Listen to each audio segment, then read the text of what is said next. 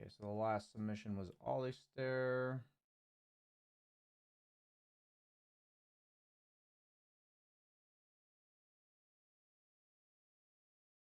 Download some replays.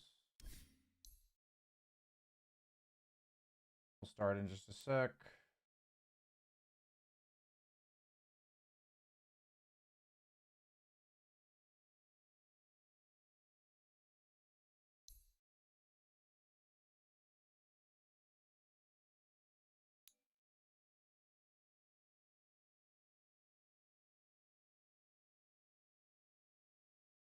It looks like we have 1, 2, 3, 4, 6 questions today. Yeah, I'll do my best to stick to about 10 minutes per question.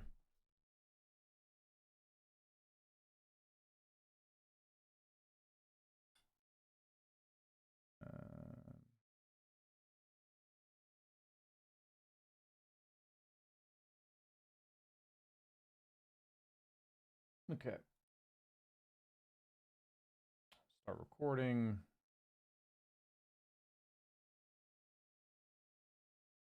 Okay. If you guys have been messaging, I didn't see it. Up there's chat. 1 minute late. Oh my god. Sure, Gazu. I appreciate it. We have sleepy BSJ. I'm actually just been really busy, but I did not get very good sleep, so maybe it's sleep deprived BSJ.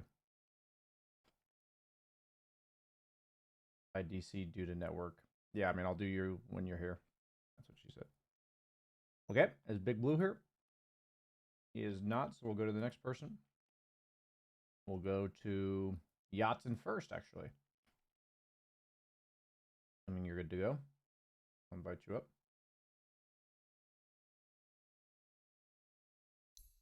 Hi, man. Hey, how you doing? Great.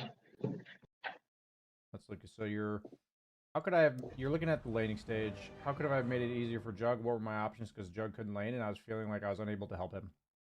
I asked him to pull creep aggro, but I guess he didn't know how. I thought of doing it myself a couple times when I tried. It cost me a lot of HP. Okay, let's check it out. You're a trusty mate. That's the spirit. Straight to the bottom with you. That's nice. You don't have the sand. I'm curious what the reason is that you're saving so much gold. Okay, you're gonna fly it out now. I see. No, actually, I was discussing with Rubik that if he is going to buy Spirit Vessel or me. I see.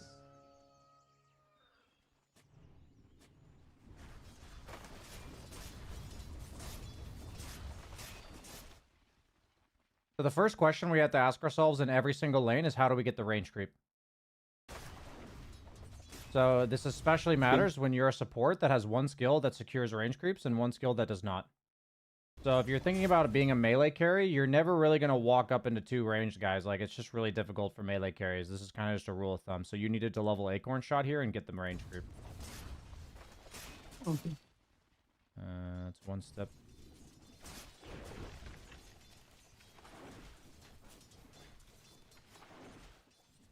Yeah, it looks like he doesn't really draw aggro very much. So in this case, where are you going, actually? No, I just was going back to check the camp. I see. Was not here. So, like, bot sentries. Yeah, this sentry should not be used. You should body block this camp at minute 1 and use this sentry over here. That's a pretty big mistake as well, I'd say. Okay.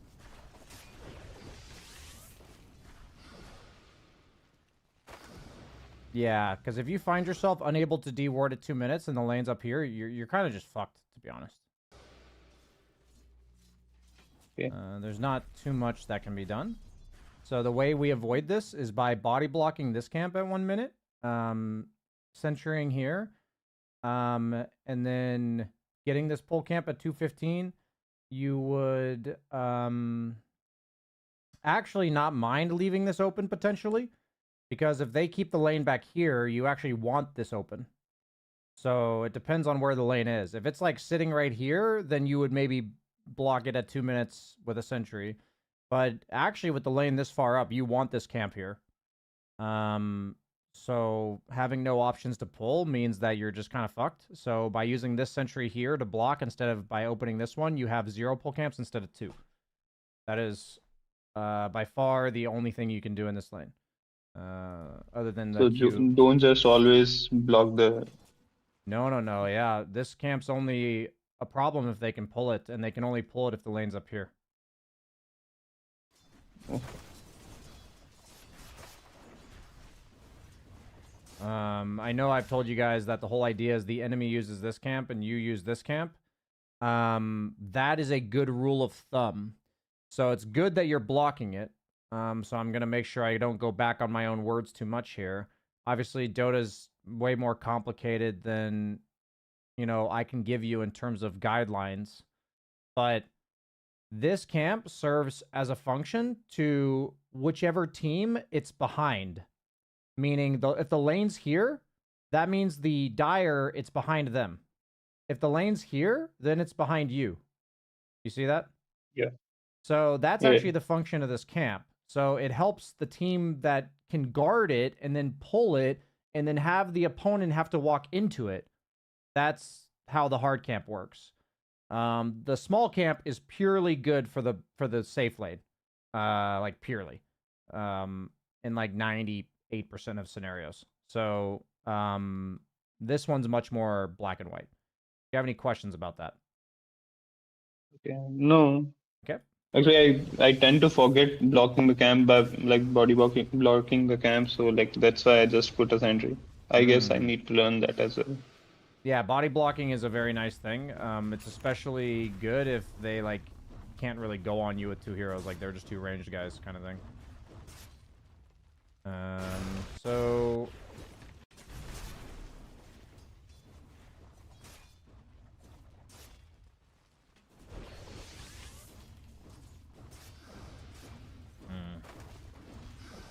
yeah, this Jug isn't defensive aggroing at all, making it pretty tough.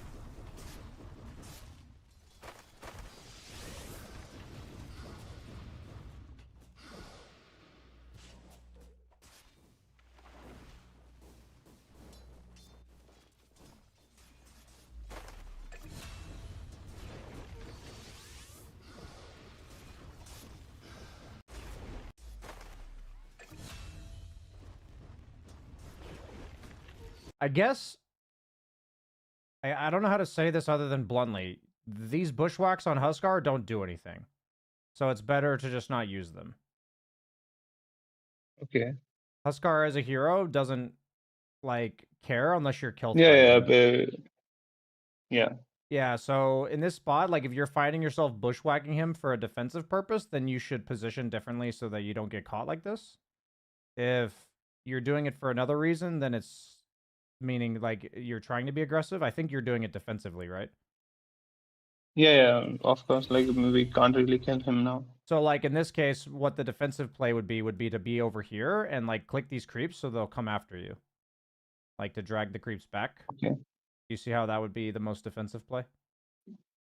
Yeah. Okay. Like okay, my thinking during the game was like I just got to like distract Huskar from hitting the jug. Like hit me a little bit, like I can run away. And maybe he misses some shots. But like I was trying to just distract him. And that's done by pulling and creep manipulation. It's not done by bushwhacking him for no damage. That's just the important part. Okay. Like that actually makes sense what you're trying to do, but that's not the best way to do it. So the best way to do it is to position yourself properly in a way that it's like, okay, so what a carry would do here would be a carry would try to grab these creeps so that they don't lock on the tower. Like the whole idea of these creeps is that we want to hit them and pull them off the tower. That's what a carry would try to do as well. Most carries would be down here. Like that's how they would play it. But as like a ranged support who also doesn't want to pull the creeps away from your carry, it's then best to go to the spot that's like near your carry and then pull the creeps. So like that's the best thing you can do. So all of these things about like considering this, and also the times that you're getting caught when there's like no reason to put yourself in that situation. Like right here, like there's two creeps underneath your tower. So like you just don't have to be this far up. You know, you can just walk back here. You know, like you can kite around a little bit, and instead of this, like, what you're doing is not actually buying your jug space, because now there's like 4 creeps that are going to be underneath his tower, and you are just kind of sitting behind him. Like, it doesn't do anything really. So in this type of lane, I definitely just would be playing Acorn Shot for range creeps.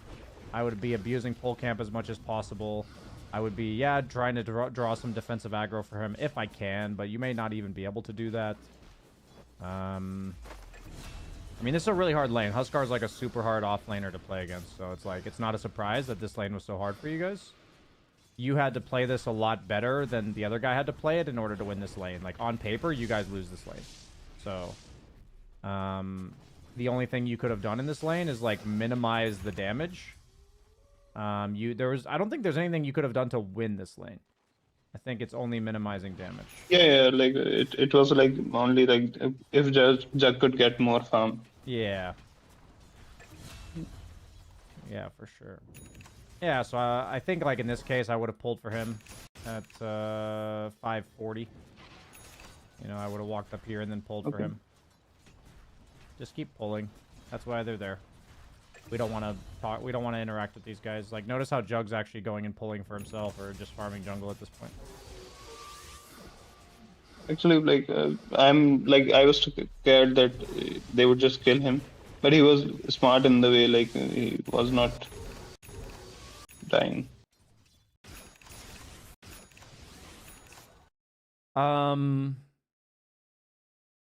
Well, I understand guess support players thinking this way, but being an emotional support is not how you guys gain MMR. You gain MMR by being, like, telling your teammate, I'm going to do this thing, and it's up to them to do the right thing, but you need to do the right thing. That's how you'll gain MMR. So emotionally supporting people, which means, like, I just don't want them to die without me. That's what I mean by emotionally supporting. Like, I just want you to know that at 540 with the lane this far up, it's your job to pull and communicate it. And I need you to do that as close to 100% of the time as possible. That's what I need from you guys. And I am currently working on, finding ways for you guys to, like, duo queue and stuff together, because it isn't a sufficient answer to say I'm worried about this guy baby raging. Like, it's not that it's wrong to say that answer, but, like, then how are any of us ever going to get any better if you're not going to do the right thing, even though you know what the right thing is? Do you know what I mean?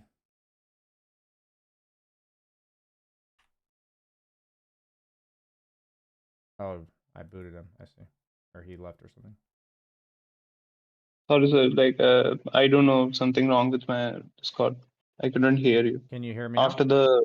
Like, yeah. Basically what I said was emotionally supporting your carry is not good. What we want to do is the objective correct thing, which is when the lane's this far up, to communicate to our carry that we're going to go pull, and then we pull. If, part of why I'm trying to consider doing duo coaching, and I'm also encouraging you guys to find people on the server to queue with, is because I'm not able to help you if I tell you this is the objectively correct play to make and you tell me you can't do it, because your guy's going to go die and you're not going to do it because of that. It just kind of defeats the purpose of why we're here. And so it's that I don't want to diminish that frustration, because it's definitely a real thing, but it's not like, I don't know what else to say than that's just not the way to do things. You're not going to get any better trying to babysit people. Yeah, at some point I'm going to get a carry that won't die.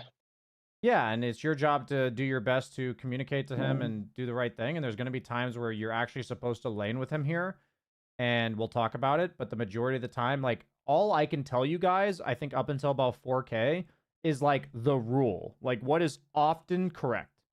It's like nothing in Dota is 100% always correct.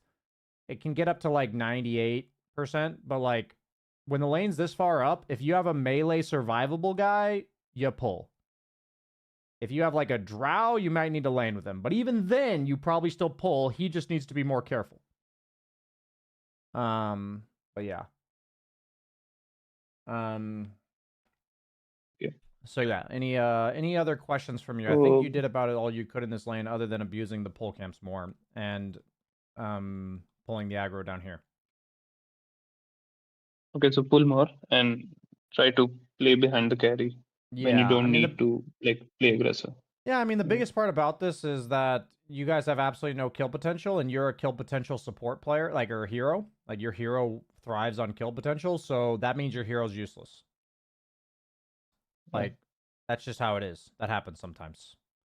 You're like a defensive support, and your support doesn't save your teammate, so he just dies. You know, like, meaning like whatever the hero matchups are, it just doesn't work. And in this case, you're an aggressive hero, and you can't kill anybody. So what do you do now? You know, you're stuck pulling basically. You have any other questions? No, it's Awesome, man. I'm fine. gonna boot you. Yeah. Okay. Next up, we got Greenman on Ursa. I think you're here today. Are you? No, he's not. Oh, Greenman is inconsistent with the attendance time. He's always submitting though. Okay, Yori's up. Invite you up here. Yo, What's good, G? not much or everything, I guess. How's it going with you? You holding it down, keeping it real? Keeping it for real, for realsies.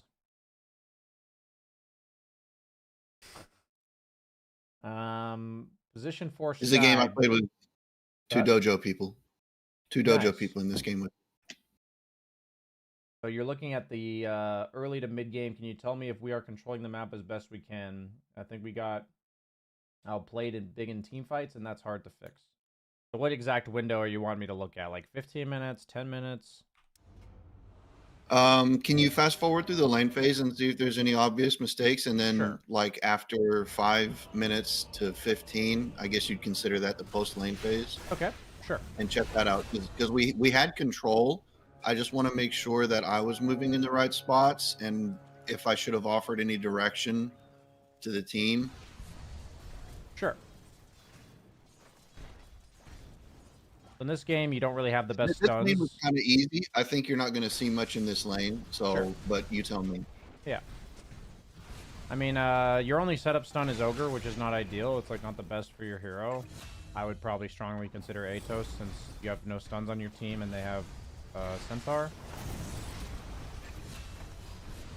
Atos would have helped. I didn't get a single good ult this game. Yeah, I remember we talked about this like a month or two ago, and we talked about so like I think your job in this game is to sit behind Sniper or sit behind Ogre in the mid game, and you need to be a kill threat when you're behind them, so you'd have to go Atos. Okay. Yeah, I didn't even think of that. But if you're like sitting behind a hero that gives you kill threat, then you buy an item that like keeps you alive or something, like a Glimmer or like a Force or whatever. Some skies have just rushed Kaya. I've also seen. They don't. That's what I've been doing. Irfan said you want Meteor Hammer, so that's what I do every time. But I mean, that could be a mistake. I don't know. I'm good enough at Sky that I probably. Yeah, what? Go ahead. You're good enough at Sky. What? I'm good enough at Sky that adapting item builds should not be a problem. So Yeah. going Meteor Hammer every time is probably not what I need to do. Yeah, I mean, I think it's really interesting because Erfan and I have very different methods of coaching. So the last thing I want to do is ever give you guys like ping-ponging messaging. So for me, I always think every hero in the game has an optimal way they like an optimal item build that they would like to go if they don't need anything else. And I have been seeing Skywrath mages in my game go Meteor Hammer, so he's not like off about that. But my thought is that Meteor Hammer as an item doesn't actually give Sky anything that he lacks. Like, it gives him mana, and like towers is nice and all, but it's not like fixing survivability issues, and it's not fixing lockdown issues, which are often problems for Sky. I think you know these things. Like, sometimes you lack lockdown, sometimes you lack survivability. Both are issues for Sky. So for me, it's like, on every hero I'm ever playing, I have this idea of what the ideal build is, and I have an idea of what potential problems this hero runs into, and I might have to buy items that account for those problems before I buy items that are ideal. Does that make sense? Yes. So that's how I would view Meteor Hammer for Sky, is what people are currently doing. So for me, I'd be like, I either have Atos because I need the aggressive potential, or I have like a Ghost Scepter or a Glimmer because I'm having like a really bad game and I need to survive. But if neither of those is true, then, you know, I just go for the Meteor Hammer. That's how I would look at it. All right, I'll think of it that way from now on. I've just been automatically buying Meteor Hammer once Airfan said it could be a good item. I never did before. Yeah, I mean, it's good to also try things out because sometimes you'll learn the limitations. We don't even know you're going to have that problem. I'm going to watch your mid game and see what happens. You know, maybe it ends up just being good without the Atos. I'm not sure. But, like, just looking at the lineups... I don't see any reason Go ahead. I don't see any reason I shouldn't have recognized that this was a good Atos game. I just don't think about Atos, which... So that's just a mistake. Gotcha. Okay, so you're going to take... I mean, it's pretty obvious that that's our only stun is Ogre, so... That seems like something I should be able to recognize. It's... So what I try to drill for you guys is questions, questions, questions. If you ask yourself the right questions, you don't miss obvious things. If you don't ask yourself the right questions, you miss obvious things. That's just how it is. I think real life applies this way as well. So for me, I already said it, but I'll say again, I ask myself the question, what are the ideal items for this hero, and what are common issues this hero has? And everyone almost always knows any hero they've played a decent amount. You know, for Skye, I would say survivability and lockdown issues. Those are the two issues I think this hero potentially runs into. Not every game, but he can have them, right? So it's just like those. So then I look at my lineup, I look at their lineup at the very beginning of the game, and I think, do any of these common problems Skye runs into, are they a problem at any stage of this game? Like, what if we have some semblance of like mid-game lockdown, but we have like no hard stuns in the late game? I probably need to go Blink Hex that game. Like, I just have to. Otherwise, I'm fucking useless on Skye. You know what I mean? Like, say that again. When you want Blink Hex. What I'm saying is that like maybe we have some like early to mid-game disables, stuff like Marcy, stuff that can like catch people in the first 20 minutes, but they're not reliable initiators at minute 40. If you have that type of lineup with no reliable initiator at minute 40, which I would argue this lineup is as well, then you also, like, you need to consider Blink X, because who else is stunning in this game? Interesting. So I turn myself into a lion in some games. Yeah, you might have to, because your hero, like, these are problems Skye has. He might have survivability issues where he just gets blinked on by a PA and dies in 1 second, or he might have no stuns on his team, so his spells can't hit. These are like the two problems this hero has. So it's like, for me, it's like every hero has answers to these questions. What is my ideal build? What problems does this hero run into consistently, potentially? And, you know, then I have to ask myself, what stage of the game are these problems going to happen? Is it minute 12? Is it like, honestly, you could consider skipping Atos and going, you know, Meteor Hammer, because you think Blink Hex is necessary and Meteor Hammer gets you there. You know, like, meaning it helps you farm because it gives you more mana and it gives you wave clear with the Meteor Hammer. You know, the whole idea is like that could give you more items, so maybe that's the route.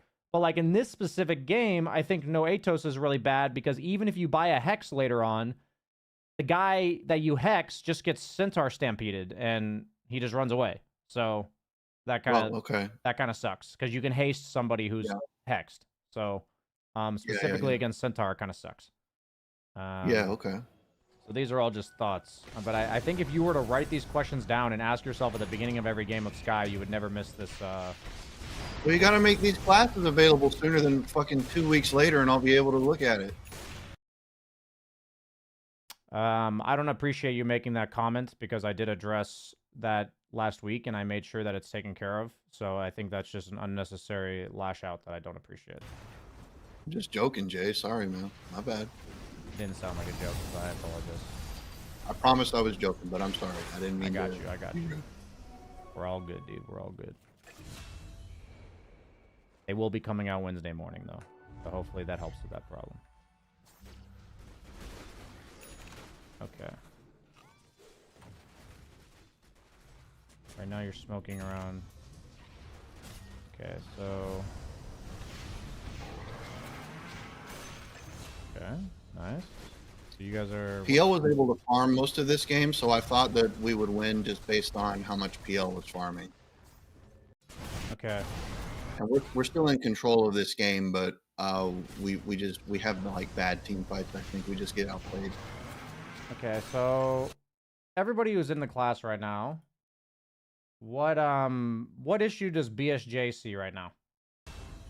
Anybody?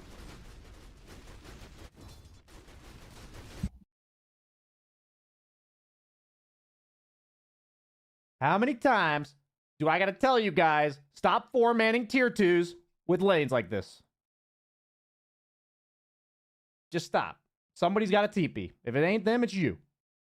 Just don't be a part of this. Don't be a part of this 4-man tier 2 when the lane looks like this. The whole idea of the tier 2s, we only care about taking them when we've gotten all the farm on the map. So if there's farm on the map that's clearly available that we're neglecting in order to get the tier 2, it's just not worth it. Period. It's just not worth it. So, like, what's supposed to happen right now is we kill Centaur. Sniper farms these camps. Like, PL goes and farms these camps. You farm this. And Warlock, like, maybe TP's top and tries to, like, Fatal Bonds this creep wave or something. Like, that's what's supposed to happen here. What's not supposed to happen is ignoring 2 lanes and hitting a tower as 4 when there's jungle camps nearby on both sides. And it's 13 minutes into the game. I have started paying better attention to that, like TPing just to farm, even when our team is pushing. I have been doing that. I believe it. And this is a group of Dojo 3 members. It's Warlock and Sniper. So this is a message to all 3 of you guys. Hold each other accountable. Recognize you are hitting a tier 2 as 4 players and just stop doing it. Just stop. It is supposed to be farm. That is how we win Dota. We don't care about any of this. This is like, if I'm being blunt, this is like low skill party queue Dota. This isn't like good Dota. What we need is when we get a kill like this was a cool smoke. We took control of an area. We got a kill on their offlaner who was like already pressed up against his tower. That's a pretty sick kill. What kills do is open up the map to farm. They don't open up the map to kill towers. They open up the map to farm. The only towers in the game that access farm are tier 1s. This tier 1 tower gives you the ability to invade this area, which is exactly what you guys just did. This tier 1 tower makes it so it's really safe to be around here, which means these 2 camps are good. And this tier 1 tower opens up these 2 camps. That is the only reason we take these towers. That's the only reason we care about them. So we're willing to group up as like 3 or 4 to kill tier 1s. Because they give us something. This tower doesn't change anything. This tower doesn't change anything. And this tower does not change anything.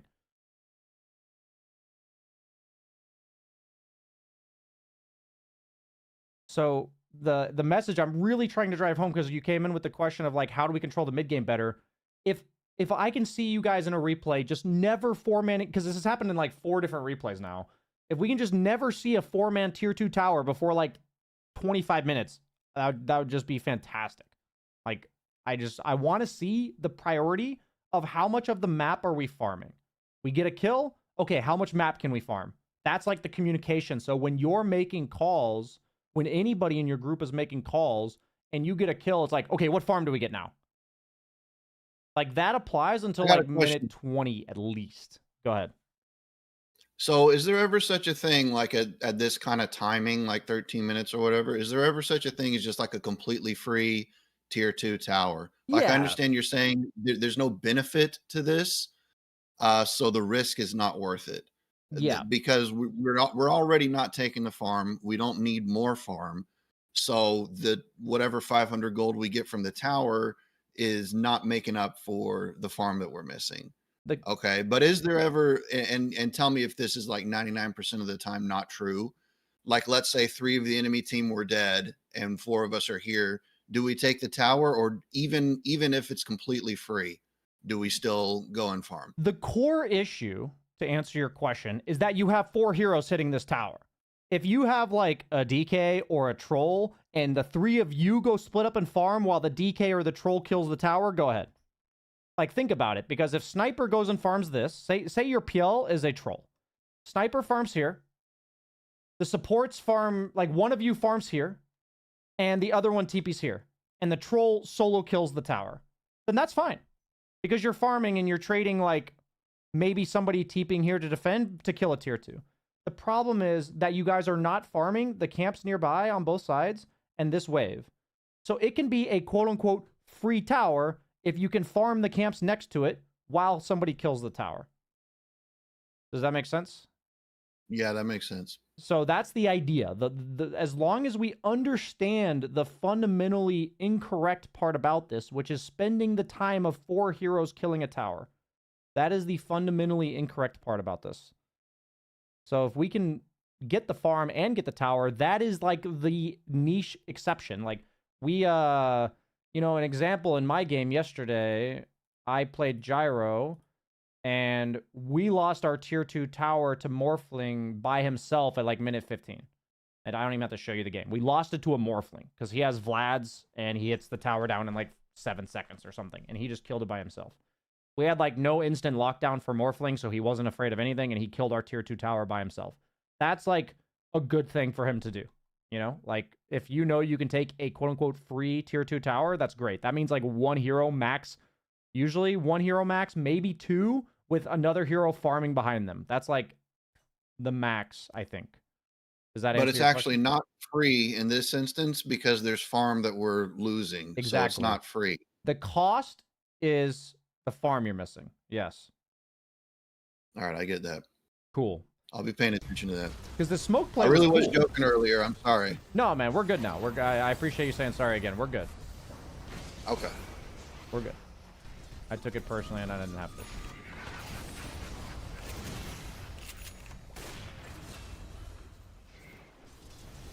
I am a little bit grumpy today as well. Okay.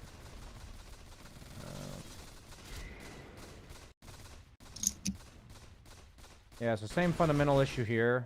You know, you can tell your Warlock this is like... Ugh. So painful, guys. I see that happening sometimes, and I am pinging that now. And I say, if you don't go, I'm going to go. And That's great. Yeah. 5 seconds later, I go take it. Yeah, that's fine. That's good. I mean, you can only fix so much of it as a hero like Sky. Like, your wave clear is mid at best. I mean, once you get shard, it's pretty good. But... honestly, if you're in games where your team's not clearing waves properly around this stage, you just buy a shard, I think, is how you're supposed to. Yeah. Yeah. So... yeah, I mean, sitting behind Sniper, that's fine. I think overall, the way you're playing the map's pretty good. I think it's this weaving in... so... your default state is good. We just need you to separate to kill creeps a bit more often. That's the main thing. Okay. So you know, like, my pub teammates would say the exact opposite. They'd say the support only farms. yeah, so like for me here, like instead of walking with my team from here to here, I would have stayed top and cleared this wave and then TP'd mid. Like that's what I would have done. And I would have had it help me finish my Kaya or my shard or whatever. Yeah, because the problem with your guys' lineup is it's really hard for them to walk into you, so it's good if you're controlling areas, but you kind of lack mobility on the map, so there's going to be a lot of this like random waves that are going unfarmed. So PL TPs to it, that's nice. You know, everything I'm looking at is just waves that are unfarmed. So you're going to work your way towards bottom now. This is good. I like this. And then you're going to look to like this is a moment. Yeah, perfect. This is good. This is exactly good. Clear one wave and show up to the team when they take an objective. This is great. I mean, at the end of the day, you can't stop your team from walking around together, and there's no... it's not like... what you did where you separated, cleared a wave, like cleared a jungle camp and cleared a wave and then came back to your team, that's just good shit. Like, that's what I need to see. Okay. And then... yeah, I mean, no aegis. This is kind of just not a thing, what you guys are doing. So now Sky... you're the one that TP's top. Yeah, okay. That's correct, yeah. I mean, this should not be you. Your team is, like, way overplaying together. I am telling people that. Yeah, this is why Party Q gets a bad rep, actually. These games look like this. You mean where we try to push tier 3 too early? People, like, walk around as 4. They just play together all game. Like, right. In pubs, everyone does their own thing. In Party Queue, everyone like sits on each other's dick the whole game. Like, it's the two extremes, right? Both are bad, right? In pubs, when you have the guy AFK farming for literally 40 minutes, this is the opposite extreme equivalent of that, right? You know, mid wave going unfarmed for like 6 minutes of the game. is like the equivalent of that in the opposite direction. I think that if people can learn to party queue without doing this, Dota would just be an amazing experience. We're doing the right thing here, though, right? Oh yeah, I mean taking objectives, you guys pushed in a lane. Okay. And backed out. Okay, Like, when you said this, I didn't know if you meant Roche. no, yeah. So like in this case, what's supposed to happen is that Warlock does what he's doing. 3 of you go to mid lane, 1 of you TP's bottom, and then you guys meet here. That's what's supposed to happen. Think about when you take an objective that you kind of have to fix all 3 lanes in this type of scenario. So you naturally have to get to this lane. Like somebody on your team has to get to this lane. So if we think about connecting on the map, right? It makes no sense to go from here for somebody to go down here and then to somehow get back up here. Like that doesn't make sense, right? So what does make sense is that somebody walks here because Roche is right here. It'd be inverse if Roche is bottom. So it's like somebody walks here, 2 or 3 people walk here, 1 person TP's here and pushes this out, and you all meet here. Or like so here. that guy up top, he just pushes 1 wave, 2 waves, and then starts to walk. So if he TP's here, then he needs to push a wave through here and go through the gate, which is fine too. But I don't think he's really supposed to TP there. But just not the end of the world. If he pushes this next wave here in gates, it'd be like perfect. Like if he pushes gates, 3 of you sat here, and then after you push this wave, the 3 of them walked into this, and then 1 of you had TP'd bottom and pushed this, and the Warlock TP's like with you 5 seconds later, so you're all meeting here right about now, it'd be perfect. You see how this like delta split shit happens? Like like this idea of taking an objective, splitting up, and then regrouping is like pretty high level concept that people don't think about very much. But it's like honestly not that hard. Once you kind of get like, it's kind of like a football playbook. Like once you know the play, it's not that hard. Do you know what I mean? Like it's the same play. Like when I described it, take this Roche, 1 person here, 3 people here, 1 person here, meet here. If it's Roche down here, it's the inverse. 1 person here, 3 people here, 1 person TP's here, and then you meet up here.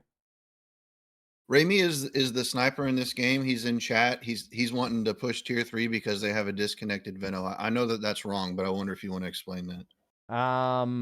I mean, I never change the way I play based on disconnects. I don't think it's a good metric. I mean, why does that make farm bad? You know?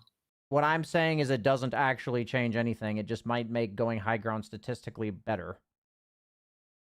Is what I'm saying. But it does, like, I don't think it's good to adjust to shit like this. People calling GG end, people disconnecting. I just don't adjust to things that are not a part of the Dota game. Does that make sense? I just don't change my play. I think it overcomplicates the game. Yep. Well, he's thinking we should all be rushing for the tier 3 because it's 5v4. I understand. But you're thinking, why not also push in bot lane and then go for the tier 3? There is no reason to adjust to the situation at hand when it creates bad habits, in my opinion. Okay, so you just wouldn't teach something like that because how often are you going to have a game where an enemy team is disconnected? It's not only that I wouldn't teach it, I would literally never do it because I don't want to get an idea of what's the correct play to make at 26 minutes because a guy DC'd. Like, I don't want to have that in my library of decision making.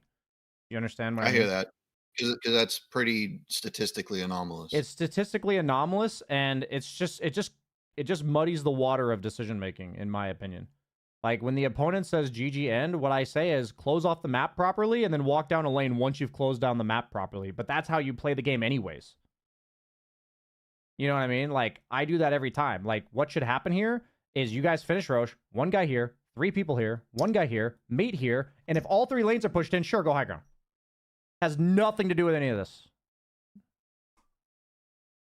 You see what I mean? Yep. And that's something that applies every game. And that's how we get better at Dota, in my opinion. Thanks, coach. No problem. I'm going to boot you. There's no reason to assign, in my opinion, there's no reason to assign moral value to going high ground against a DC'd guy. Like, I'm trying to preach as a coach to build good habits, and I'm showing you a way that works regardless of him being DC'd or not. Like, it doesn't matter if he's DC'd. It is equally powerful to just do what I said, whether he's DC'd or not.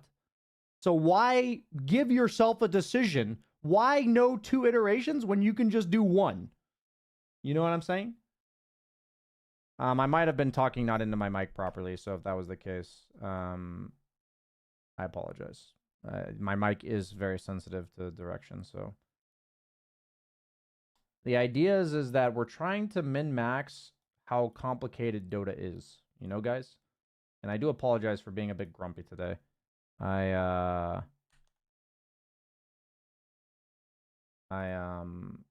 know I am being, but I'll reset for a second.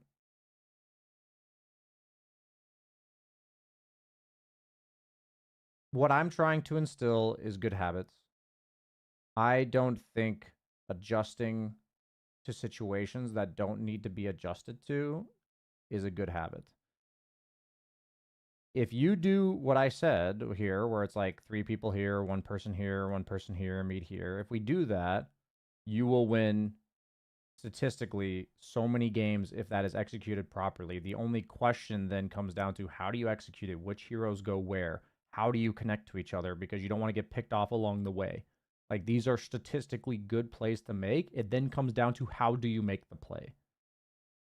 Why would we try to learn anything else than mastering the best play that applies to all scenarios? And there's actually a lot of depth to that play, like how you connect to each other, which hero goes where, and making sure that nothing happens in the meantime. Like the 3 people mid are kind of playing defensive so they don't get initiated onto, you know, sort of thing. The guy that goes bottom like pushes out the wave and then goes off map to connect to his team so he doesn't like walk through the lane and die to 2 enemy heroes here.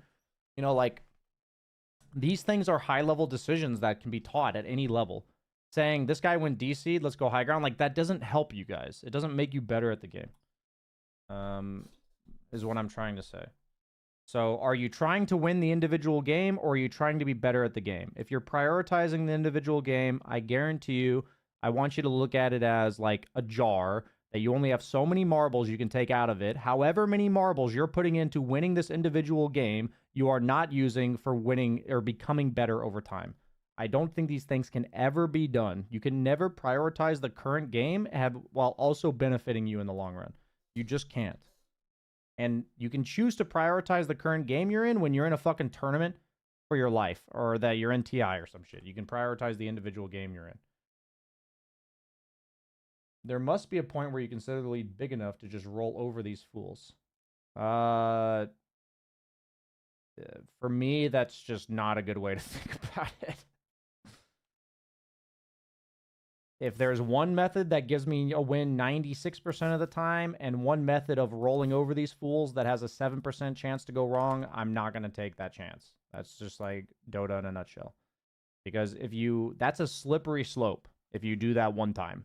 Think about the slippery slope nature of that. Suddenly you're like, you know, like if you're not always going for the statistically highest play, then that's a slippery slope. Very slippery. Okay, we're gonna invite Alistair up here. Oh, Big Blue's here. I'll go to him next. What's up, Alistair? Yo. How you doing? What's up? Yeah, You not got too bad. Not too bad. Position 1 Razor. Okay. Look at your laning state. You mentioned not linking the LC enough. You took your Q. Fine. This is my range creep secure because Yeah, I've got usually, a warlock. Yeah, usually you take Q on Razor.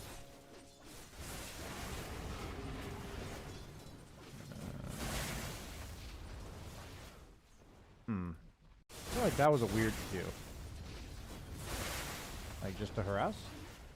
Yeah, warlock linked all of the creeps to the LC, and Okay. it was going to push out because of that anyway. So I thought we could just push and then pull the large or the small. Interesting, I might because have been- in my experience here, if he links the LC, the only reason I would queue him is to establish, like, the entire purpose of the lane is that he can't deny these creeps. That's, like, the entire purpose, right? Like, you want to just CS the creeps. Yeah. So, I'm only going to use spells that I think required to control this area. Like, that's Okay. how I'm thinking about it. Does that make sense? Yeah. So my thought is, because he's linked and I have such a good threat of queuing him, that I'm gonna walk forward, and if he doesn't keep walking away and he like walks back I into could just me, take all the last hits and Yeah. then yeah, and if he walks back in, I hit him. yeah, exactly. So I just think it's like, Instead of because I'm not forced to use it, right? That's the Yes. idea. yeah, exactly. And because you're a hero with limited mana, you know, like you do have mana problems on this hero. So, you know, some heroes, if it wasn't that costly of a spell, like if it's like a 40 mana spell or something, you'd probably use it, right? But Yep. yeah, just for me, with spells as powerful as Razor Q, I'm only using them if I have to, in order to farm the wave. And that applies also where I'm being aggressive on the opponent offlaner with this spell, because if he's full HP, I can't CS. Do you know what I'm saying? Yep. So it doesn't mean I'm just doing it to get the creeps, but I'm like, this will net me more creeps because I used this. And I just think of that as like, he's already zoned out. I can get all these creeps for free. The lane's pushing. We can pull anyways. Like, I don't need to queue this. So then I just look at these moments later on in the lane and I think, did I miss any CS later on in this lane? Because I was missing 125 mana. Like, that's how I look at these decisions, right? It's Yeah, I nitpicky, definitely but- felt that in this lane. I was like, Yeah. I don't know, so I can cast like both spells, or I would cast both and then not have enough to press it later. But Yeah, and so that just, like, a lot of times the question, I just look back at my lane and say, was there a time where I cast it where I didn't have to? Like, that's how I came to this way of analyzing it, right? It's not a matter of, you know, was it good in terms of damage? Was it something I had to do in order to play the lane the way I wanted to? And that comes from first realizing, oh yeah, I had mana problems later on in the lane. Like, then you get a good sense of how many spells you're supposed to cast on Razor. You know what I'm saying? yep. That's just kind of a feels thing over time. Okay, so lane breakdown begins. What should I have done in this situation? Red. By the way, there was a bit of a confusion with the... Is Rojo in here? Yeah. Red is here, yeah. Yeah, okay, Rojo, yeah. I forgot to message you, man. There was just a bit of a confusion on the calendar. If you're okay to start in 10 minutes, then we're good to go. Are you good to start in 10 minutes? Don't know if I'm supposed to look at his message. Okay, sure. No, He said yeah, okay, sure in the yeah, chat. I'm like, he's private messaging me too. I was like, which one? Okay. Okay. So let's go back to your...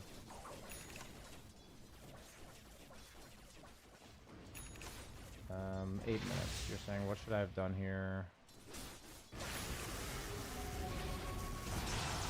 So like we make this play and then the arc walks across. Yeah, I mean, I think what you did is fine. I think that's a good play. Like, you fought But them then it's past this point what I was wondering, like, am I supposed to come back top or am I supposed to try and go and Yeah, bump I wouldn't. somewhere I safer? know. I think you're really strong by being here. You're giving your team a threat on the LC.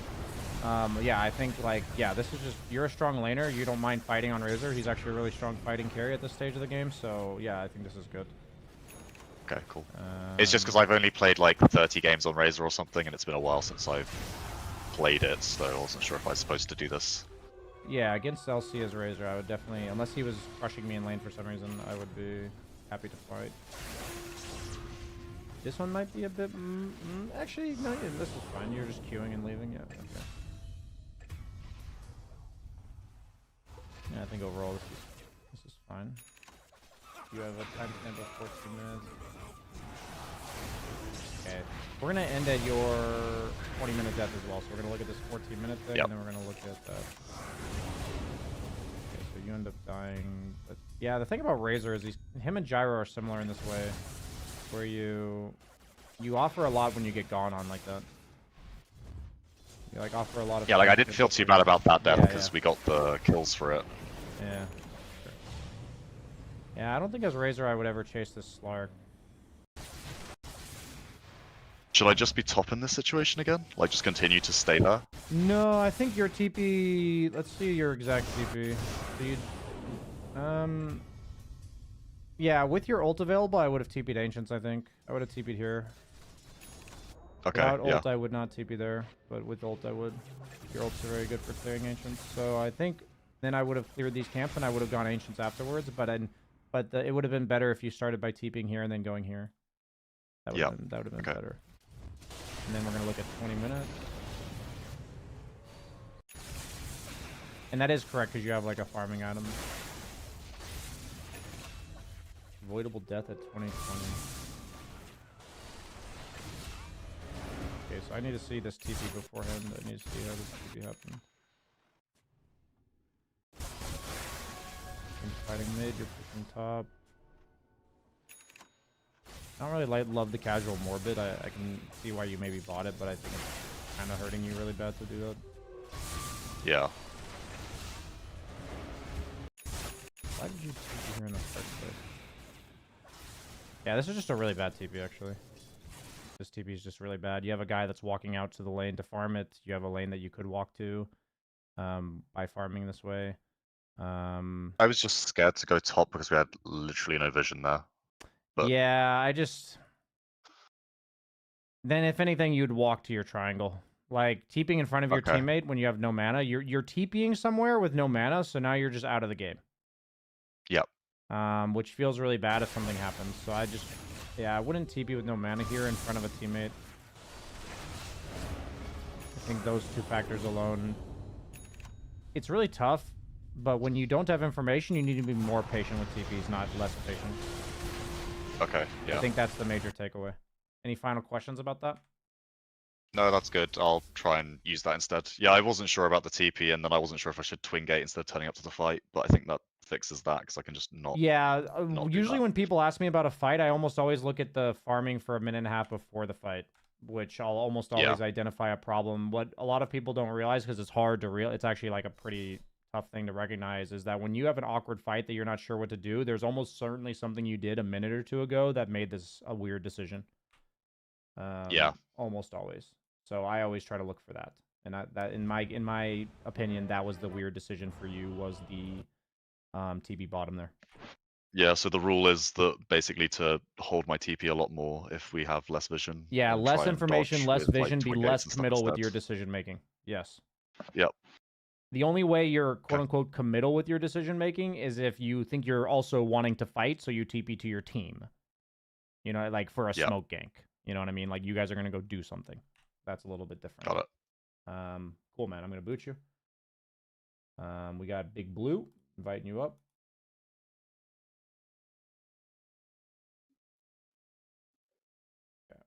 What's up, dude? Can you hear me? Yeah, can hear you. Trying to solo Roche after winning a fight. What could I have done better in terms of flexing my net worth in this match? Okay. So we're maybe looking at like 25, 30 minutes or what? So like we had a good laning phase, and the mid game just kind of crumbled. The team seemed like they were playing reactionary. This was first Roche.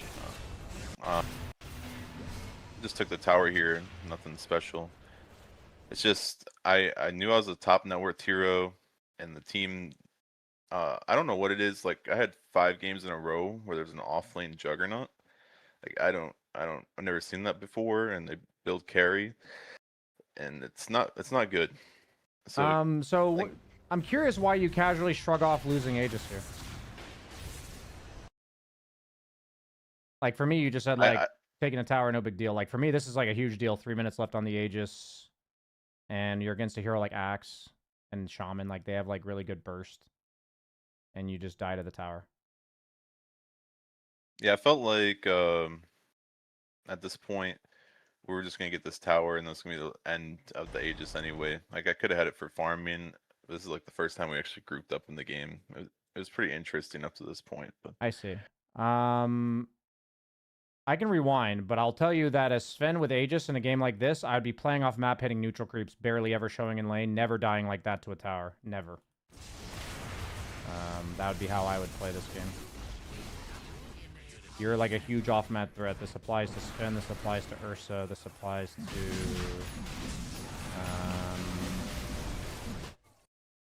Sven and Ursa are probably the best ones.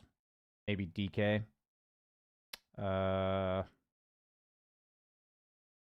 Yeah, I think you're underestimating the value of the Aegis for how much it accelerates your farm and how much it allows you to literally do whatever you want on the map with no fear of death.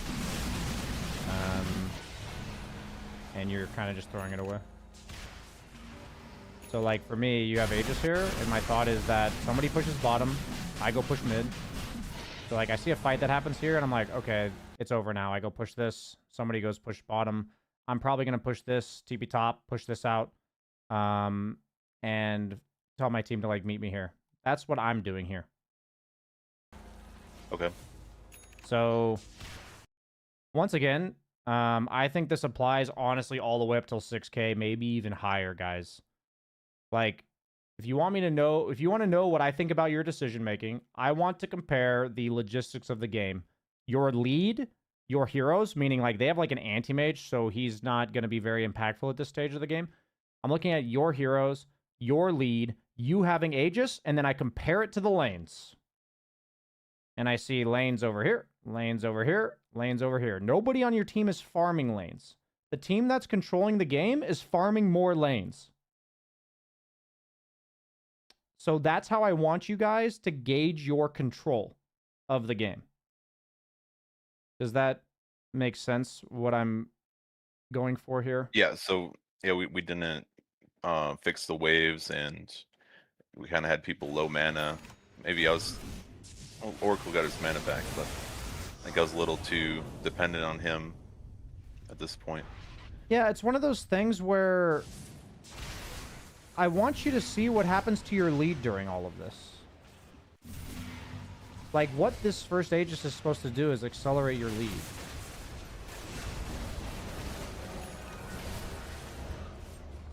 So we just, you know, the result of the first Aegis was a net even. Oh, yeah, so, yeah, it's interesting. I would have prioritized this Aegis so much higher with your net worth. I think you could have done so much just farming. Yeah, I It's called for like a reset at this point. I was like, let's just get our next item. And Yeah, that reset needed to happen when you got the Aegis. If you instituted exactly what you just did here with the Aegis, it would have been perfect. You can't control what's happening with Jug here. That just kind of sucks. I told him to go farm this area, but to have spin TP available, and he TP'd into the lane and just died. I see. Yeah, I guess I would be more encouraging of, as a carry player, telling people where you're going to farm rather than telling them where to farm. I generally have found in my experience that doesn't help my odds of winning, telling people where to farm. I tell them where I'm going to go, and I draw a line on the map. So, like, I think the most useful communication from any carry player, and that, like, it really does end at this, in my opinion, is, like, we get this, like, I'm just using this as an example. You get this, and you, like, you can just say fix lanes. I'm going, like, right now, you say fix lanes, you go here, and then you draw a line down this lane on the minimap. You do, like, this, you know? And then that's what I would say to my team. But anything that tells them where to go, a lot of times if they weren't going to make the decision without you, they don't understand why the decision was good in the first place. And so, like, you even saying have spin TP ready, he might have just heard farm here, and then he just goes there after TPing. Like, he doesn't understand the importance of the spin TP, so he's not going to do it. You know what I mean? Yeah. So that's why I find it generally detrimental to tell people where to go. Because if they don't know to go there already, then they won't understand why I want them to go there. What happened with this? The game got extended. Anti-mage was just ratting. Couldn't really catch him.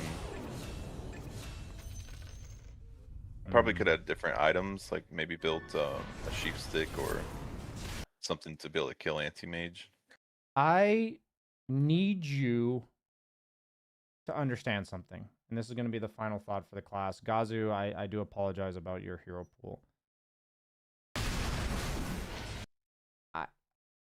I just can't emphasize this enough. If you don't use this first Aegis to farm and clear waves and close off the map, what happened in this game will happen. Like, this whole sequence is what lost you the game. This, like, 3-minute window right here. This not getting farmed, this, none of this getting taken, Anti-Mage being allowed to do what he does here, which is just hit creeps with, you know, he's just hitting creeps. Hit tower, hit tower, hit tower, hit creeps, split push, split push, split push. Like, the way that you solve anti-mage problems when you don't have a ton of lockdown is by clearing the waves before he gets there. So if anything, he's cutting them but he's not like actually pushing your towers and forcing reactions. Do you know what I mean? Yeah, it makes sense. That's how that gets fixed. So that gets fixed by never letting it happen, and that never happens if when we take the Aegis, we fix lanes right now. I feel like so many... I don't know how to make this into a video, but I feel like there needs to be... Maybe I just use your guys' as examples, because I see this happening a lot. And I don't know if it's like a Dota-wide community thing, or if this is something about the way I teach, but I feel like when I teach, it's like lanes, lanes, lanes, lanes, lanes, lanes. Like at every moment in the lane, look at the lanes. Or at every moment in the game, look at the lanes. And my goal for each and every one of you, and this applies to you here, is that I would want you to watch your game and be like, yeah, BSJ, this is really clearly bad lanes. Like, this is here, and the other one's up here. And for me... I guess I can only say I really assure you this is why you lost the game. We ended up winning, but Or it this was is a tough why the game. game becomes really hard. Is a better example. Like for me, this is the reason why I look at this is because, in my opinion, it's so avoidable. Like this whole fixing lane things can be done every game. And it's a very common trend that I see in your guys' games where people take objectives and they just don't fix lanes. They just don't.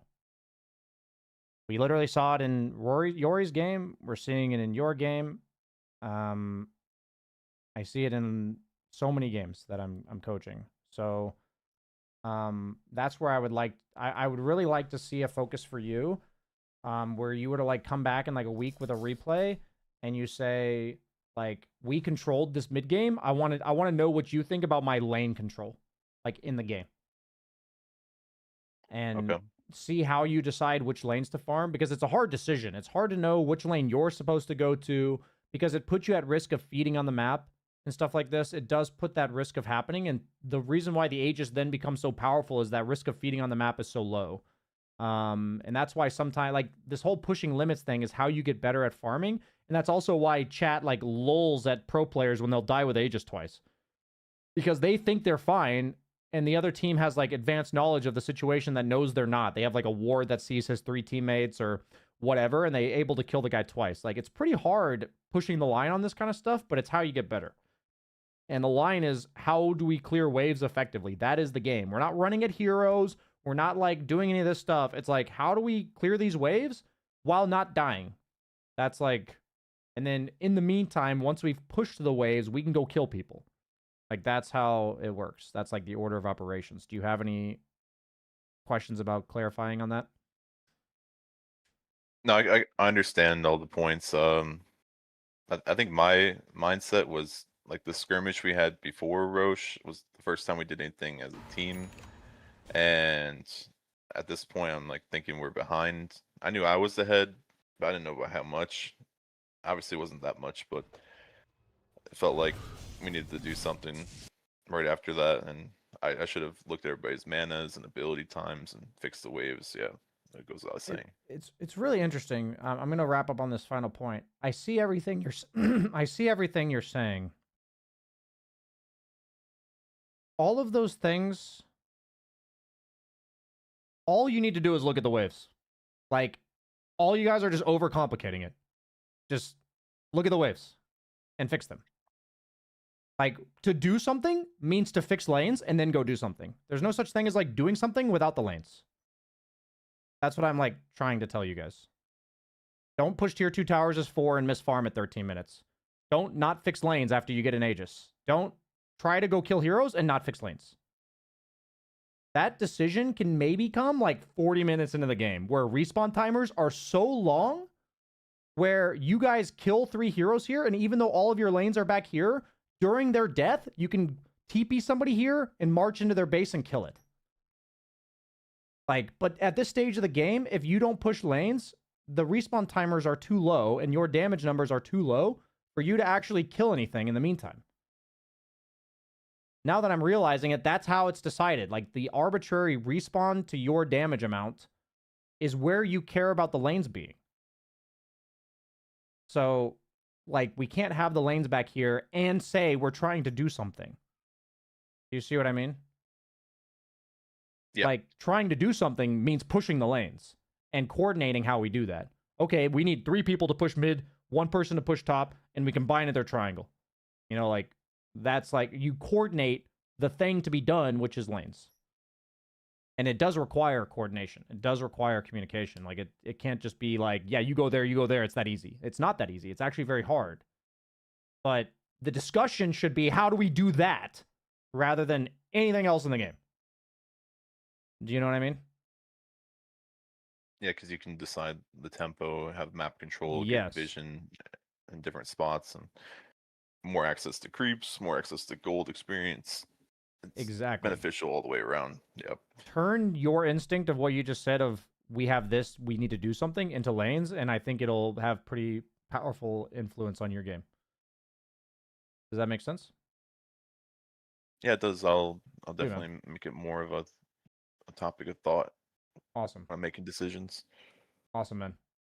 Thank you. Yep. I don't know if I'm being I feel like the general mood of people I was talking to today was a bit down, so I don't know if I was being too harsh. That applies to like literally everybody I talked to today. So if I was a bit harsh today, guys, maybe I'm just projecting and nothing's wrong, but I apologize about that.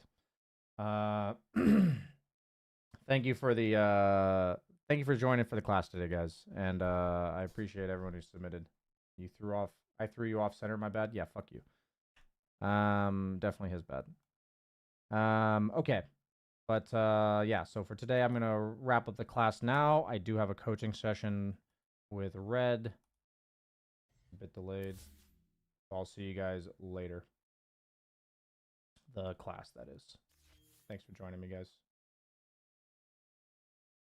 You just woke up and lost 8 out of 9 games? That makes sense. So just having a little bit of a rough Monday. Okay, that makes sense. Thank you for sharing.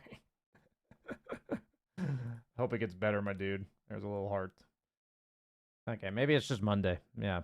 I was worried that I was being a bit too harsh with my coaching, but it sounds like everyone's just having a Monday. So, all good. Thanks, guys. I'll talk to you later. Okay. Yeah. Rojo, I'm going to call you.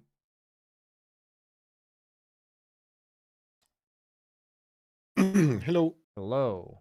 Give me a second here. Today has been a very busy Sorry. day, so we're just going to make sure I take care of you properly here. I'm going to pull up my VIP. Yeah, I list. figured. I was just asking just in case. I wasn't really annoyed or anything in case it came across that way. No. It was more like I just feel bad because I did intend to be like, hey, Ben, I'm going to be 15 minutes late. I accidentally messed up the calendar there.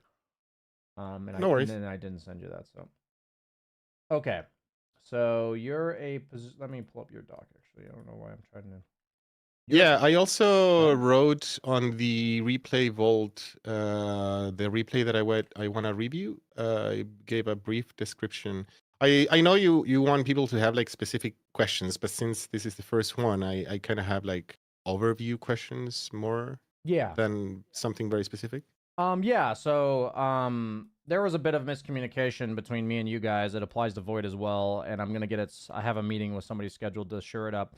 The idea of the VIP was that we do this 90-minute session where you show me a replay that you think's a good example, and then I watch it with you, and then we do a live game together, and then you send me an async replay like 2 weeks from now, where you just send me a replay and I check up on you to see how you've progressed with what we talked about today. So that replay vault is for you to submit me a replay like 2 weeks from now. That's what that's for. Oh, so got it. That wasn't clearly conveyed, so we're going to fix that. But so the thing you sent me today, we can still watch it because I am going to watch a replay with you. But that I mean, it's still the same replay that I want to review, so we can just watch it. I'm just saying that I guess the whole point is that this first 30 minutes is meant to be me learning what I think you're doing wrong. So you weren't supposed to really come with too many questions, you know? Okay. You know, that's part of what we're figuring out right now. Yeah. So I guess I actually should start recording. So, okay. Okay, so we're starting off. You have your replay. It's fine that you have summaries. That's perfectly fine. I'm going to go ahead and load it up here. I'm going to share my screen with you. Dota 2. Okay. Share my screen. You Can see it. you can see it now or you can't? No, I can. Okay, good. So we're looking at your notes. You said okay, wait. Real quick. I'm jumping all around.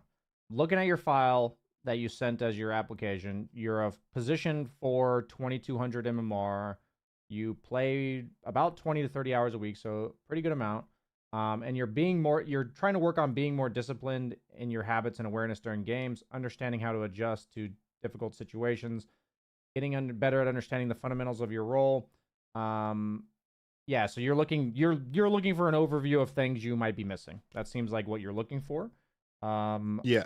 I have a doc that I'm going to send you the link for that is just going to be me taking notes of there's a pregame section and early game section and a mid game section and then a section for like what I want you to maybe watch over replays.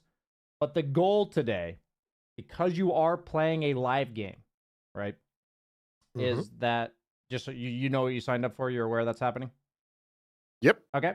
Because that's happening, my goal is to give you max one thing at every given moment in the game to think about that I'm going to remind you to do. Okay.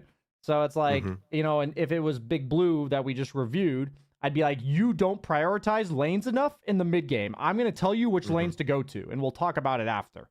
Like, that's the live coaching. You know what I mean? I'm not going to be coaching him on anything else than the lanes. So for you, we're going to find like what I feel like your problem as a 4-position player is, and we're going to focus on one thing for the laning stage, one thing for the mid game, and so on. Does that make sense? Yeah, sounds good. I was also going to request that to take it slow because like I can get nervous if I get too many instructions given at the same time. Absolutely. So yeah, having just one thing to focus on, it's really good. Yeah, the goal is that I'm not. By the way, I didn't realize this at the time when you submitted, but this game is 8 days old, so I can't download it because it's more than 7 Oh days shit. old. Okay. Then I mean, I guess we can also review a game that I played today. It's Sure. not exactly the same game, obviously, but That's fine. Yeah, it's not ideal, of course, but how long do replays 7 last? days. So unlucky. I get it. Texting it. So, I mean, this game is from today, actually a couple hours ago. It was really bad, I think. Most of the team were spread it out, like nobody was really playing as a group, even though I tried. But I guess it serves the purpose. Okay, so a lot of this initial session is for me to understand you better as a player. So what are your main 4-position heroes? Lately I've been doing a lot of hoodwink, like spamming it a lot. If that's banned, then I usually default to snapfire. Okay. And depending on how I'm feeling, I might also do ogre. Okay. So those are the 3 main heroes you're playing right now? Yeah. Okay. Cool. We'll check out hoodwink. I haven't done ogre in like a month because that's my like 3rd option, but snapfire comes in maybe once or twice a week, depending on bans. So it's Nobody's almost always really hoodwink banning. then. Yeah, almost all. I would say 90%. Okay, cool. Then we'll definitely have you pick hoodwink for your game today. So, this seems to be a really common issue that I'm having with people I'm coaching, that people just skill things at the start of the game. I think hoodwink's a perfect example. You have a spell that secures range creeps and a spell that's generally better otherwise. I think it's really important that we hold our spells until we need them on heroes that have 2 specific purposes for their spell. So just factors to consider at the draft, or this is like early game stuff, like pre-game stuff.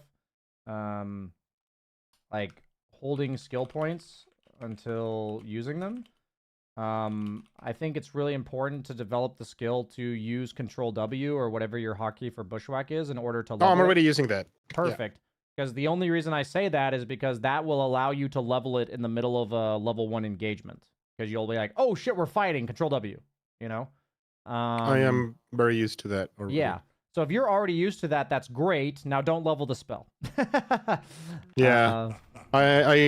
This is more like it's a habit more than anything else. So I want to remind, what's cool about this is that I had in our class, I don't know if you were, how much of it you were there for, But somebody Like talked. half of it. Okay, so somebody talked about going high ground with the DC Veno. Were you there for that? Oh no, then I didn't hear Okay. that. Okay. So the idea behind that was that he said, aren't there just times where you can push an advantage that you think is like kind of YOLO, but let's just roll over these guys? And my response is that I will go for what I believe this to be the statistically optimal play every single time. Whatever I think that is what I'm going to go for. If I don't really know what the play is, that's when I'm down to experiment. That's how I think about it. Okay. So I think that if you give leeway, if you give reasons for not doing the statistically optimal thing, this becomes a very slippery slope. Like, where do you stop doing the statistically suboptimal thing? Like, where do you draw the line? You know what I'm saying? So Yep. it's the same for autopiloting. If you're autopiloting level 1 skill, you're 100% autopiloting other stuff in the game. Set the tone. For sure. You know For what I mean? sure. Yeah. So I don't want Yeah. us to think about how small of a habit this is. I want you to think that you are enabling and conditioning yourself to autopilot with stuff like this. You see what I mean? That's how I want you guys to think about it. It's a much deeper issue than just a level 1 skill because of the implications. Okay. It may seem small, and that's what she said. Yeah, here I was trying to block the cam, but I died. Oh, yeah. So, okay. Pre-game draft. Things to consider in the draft. Can I walk up and block small camp against enemy 5? If that's the case, you do what you did. If you can't, you sentry block it before the game starts. Does that make sense? Yep. So just learn matchups this way. If you can, then what you did was great. Like, or what your instinct is great. If not, block sentry. So what we're going to do at the beginning of next game is I'm going to say to you, I'm not going to ask these questions because it's too hard in the middle of the game. I'm just going to tell you, hey, their possible 5s are Snapfire and Sky. If it's Sky, you're fucked, so you need to block the camp. You know what I mean? That kind of communication. So we're going to have that question at the beginning of the game, and the goal would be in the long run that you ask yourself that question every game, and that this never happens again. It's not that it never happens, that it happens less and less. Yeah, but you got a better feeling of when you can and when you Yes, cannot. and that only happens by asking the question. So, exactly. You will get a better feeling of when you can and when you can't. That's like our pre-game consideration is level 1 skill, and are we able to actually walk into the small camp and block it? Okay. Never seen the level 2 scurry. Why is that? Because I thought they were gonna run me down the whole time, so I thought I might need to run away from them very fast. I see. I saw Sky was being really aggressive, and I thought I might need to run away.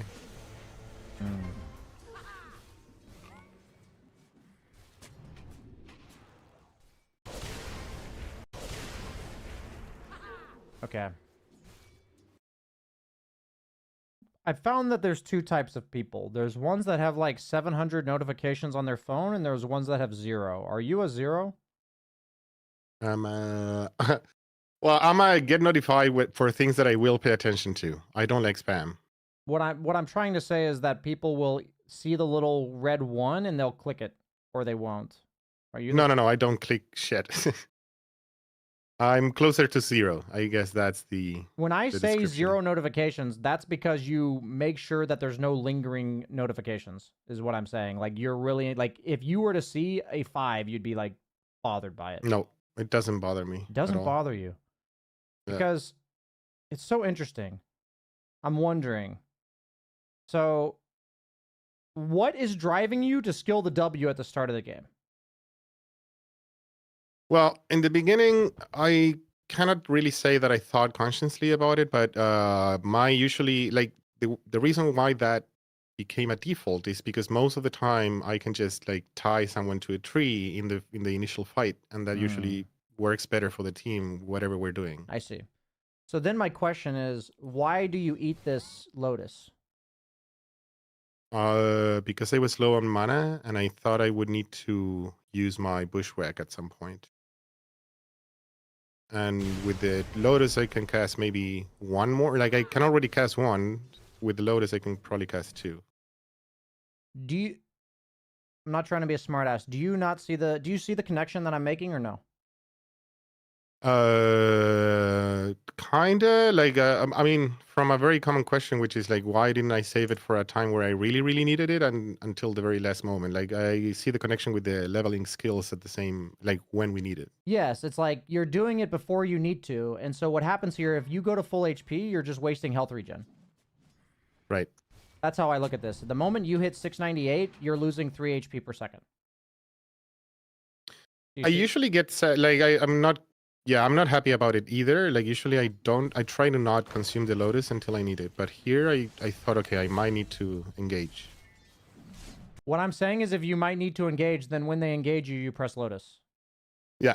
That's understood. That's the, so it's interesting because like, you know, I asked the notification thing more so for my own interest. Yeah, how compulsive it was versus how conscious it was. Yeah, I think yeah, here basically, it was semi-conscious. I think it was Mm, intentional. Okay, yeah. semi. It was Okay, so leaning there more is on the conscience intentional behind side. it. Okay. Yeah. Okay, interesting. So it's not compulsive. Yeah, actually, that does answer that question. So, okay. Okay.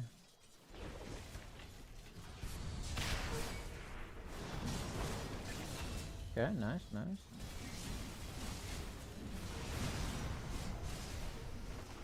Okay. Okay, so you got a kill on Sky.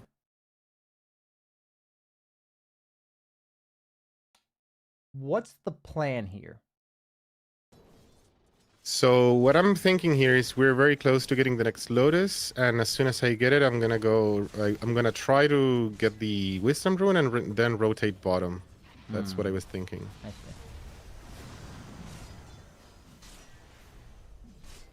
So that would work if Sky was dead during the time that the Lotus was spawning.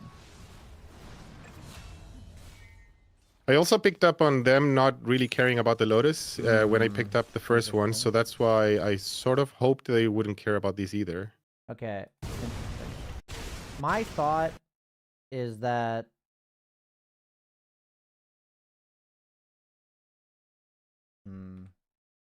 okay, so generally, like your general spellcaster, like when I'm just looking at the early game, like you know, I have things on here that strengths to keep and mistakes to fix. I mean, overall, its strengths are like you clearly know the spell casting on your hero, like you're hitting all of your spells, and you're like playing really well with the trees and stuff.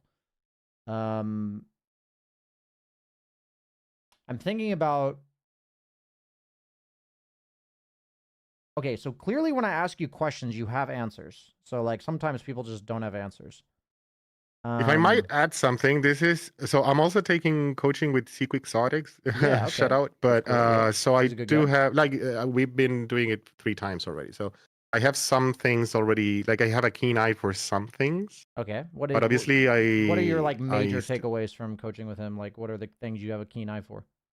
mostly stay close to lane so that I can level up. Rotate early when I can, when my offlaner can take the lane on his own.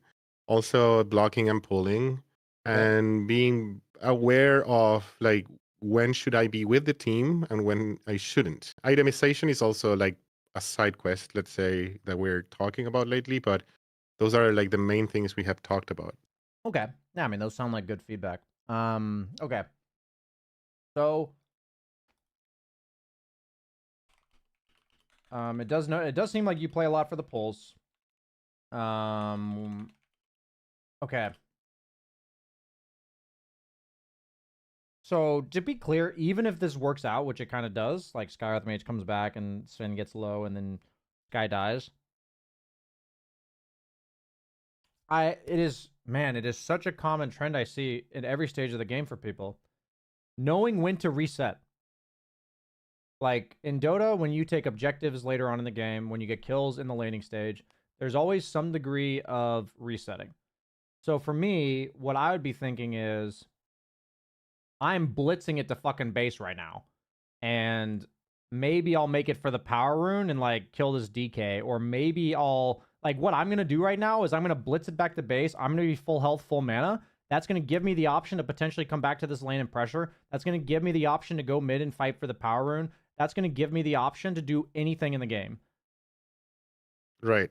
And if I don't do that, then I hope whatever this play is works with no health, no mana. Like, that's my choice.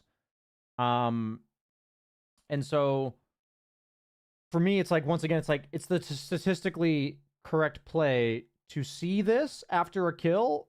And the line of question is, okay, I got to kill. Like, so we have this this is the thought train. Okay, we got to kill. How are the resources looking? Health and mana. And cooldowns. My sort of pattern that I've been following lately is try to stay in lane as much as I can so that I don't miss out on XP, and then I don't have to recover from that. You are And taking that specifically to an with extreme. Hoodwink, yeah, maybe here, yeah. That's and a good guidance. Sorry, continue.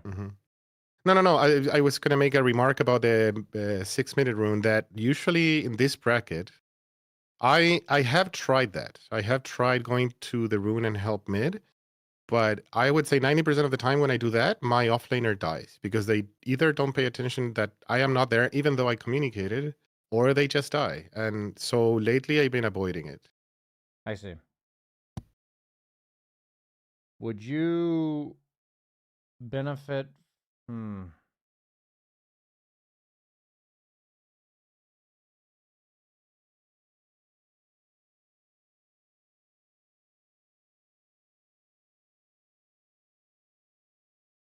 Are you saying something? No, I'm thinking. Sorry. Oh, okay. Yeah, sorry. You're good.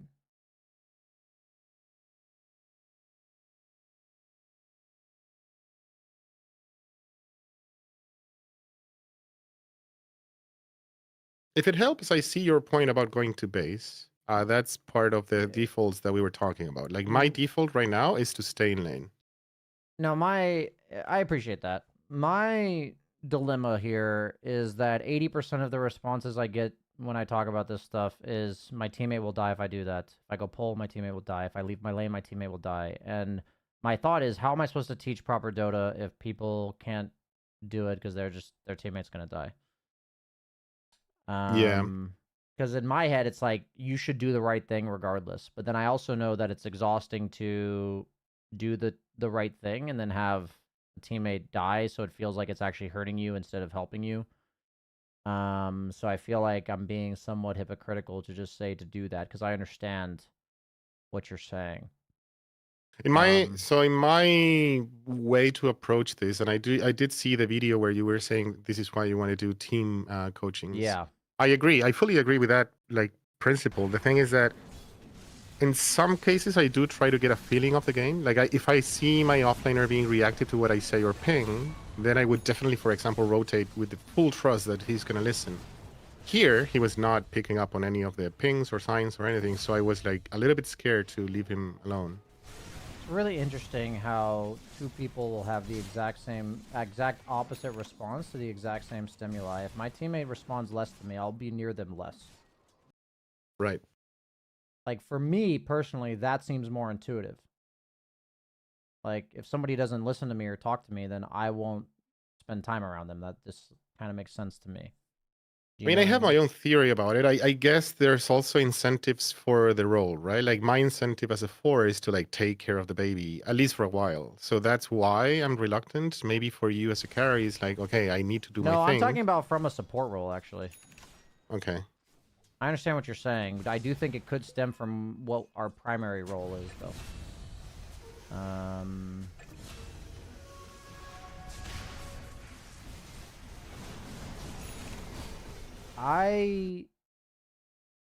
I'll be honest with you.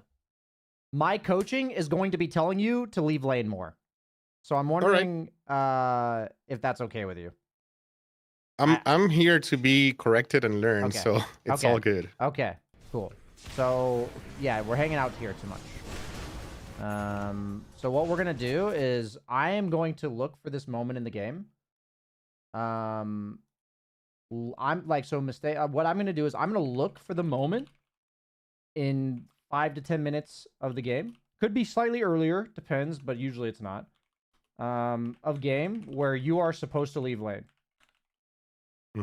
And I'm just going to tell you right now, it can be to reset.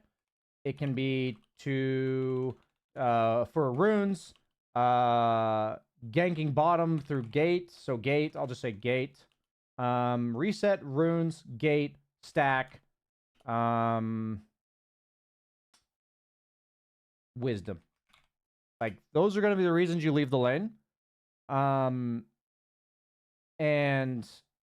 the way I look at the game is, as support, it's super important that I understand where I'm most impactful for my team, and it has nothing to do with what my offlaner is going to do, in terms of when I leave. Like, there are times where I stay in my offlaner's lane based on his hero matchup, like something that's Dodo related. You know what I'm saying? But I won't adjust based on the personality of my teammate, if I don't think it's the correct play. I think that's dangerous, because then you just never have your own play style. True. That's how I kind of look at that. So yeah, right now my main feedback that I'm watching so far is the fact that we haven't left this little cubby of the game, or the lane of the map, I mean. Yeah, my original plan of going bottom didn't sort of materialize, so I ended up going mid because he was left alone. Yeah, I mean, it's good that you wouldn't clean that up. Okay. Okay. Okay. Okay.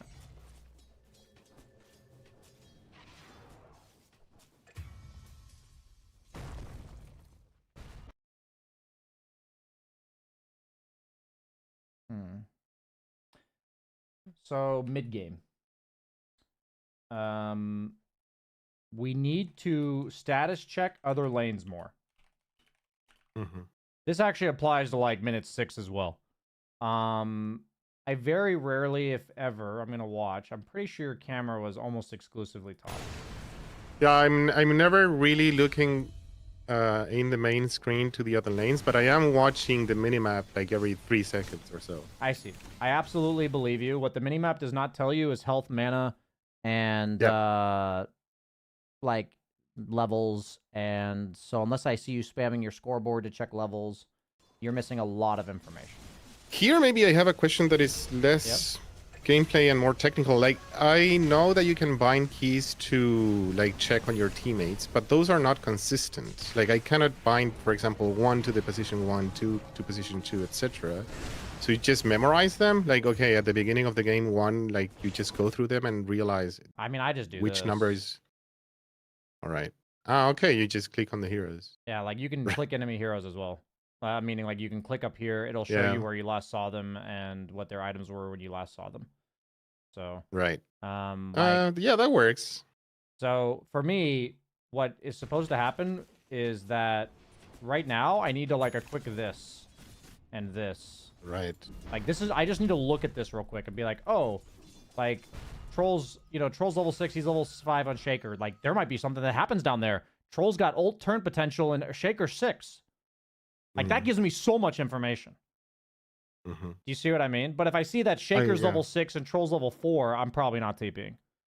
Ever. I usually check... The one thing that I do is check levels with the scoreboard. But again, I haven't checked the actual location. Do you use location bindings a lot? I personally don't. I know some people do. I just click. All right.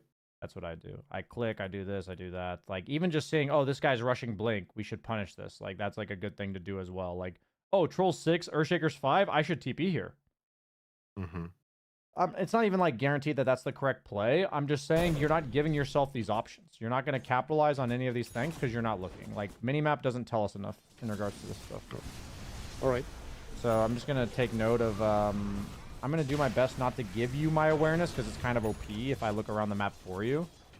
Like, it's not going to be an accurate representation of how it feels to play. So we'll kind of just take note of, like, hey, man, look around the lanes.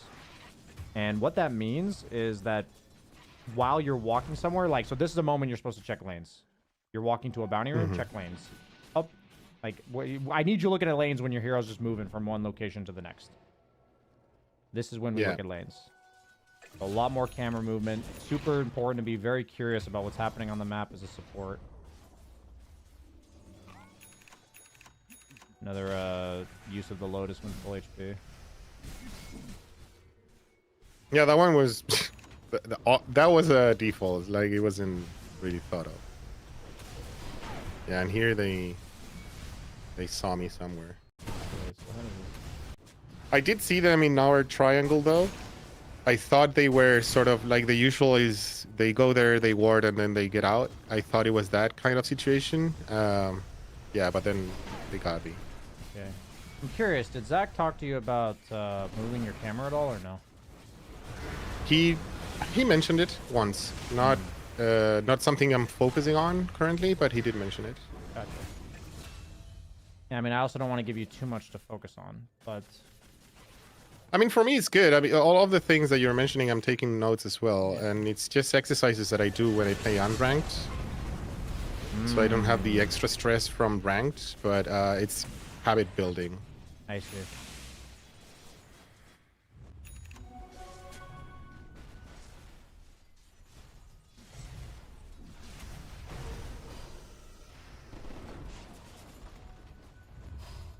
Yeah, it's really interesting. If I'm being fully blunt, I have no idea what's going on in this game. Like, I'm literally watching it through your perspective, and I'm asking myself, what is going on in this game based on what I see, and I have no fucking clue. Mm-hmm.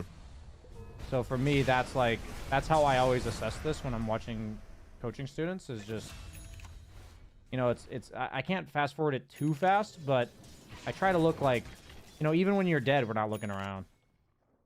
I can say my awareness goes as far as to knowing where heroes are and keeping track of levels. I am definitely not checking items enough, and I'm not seeing fights as they happen.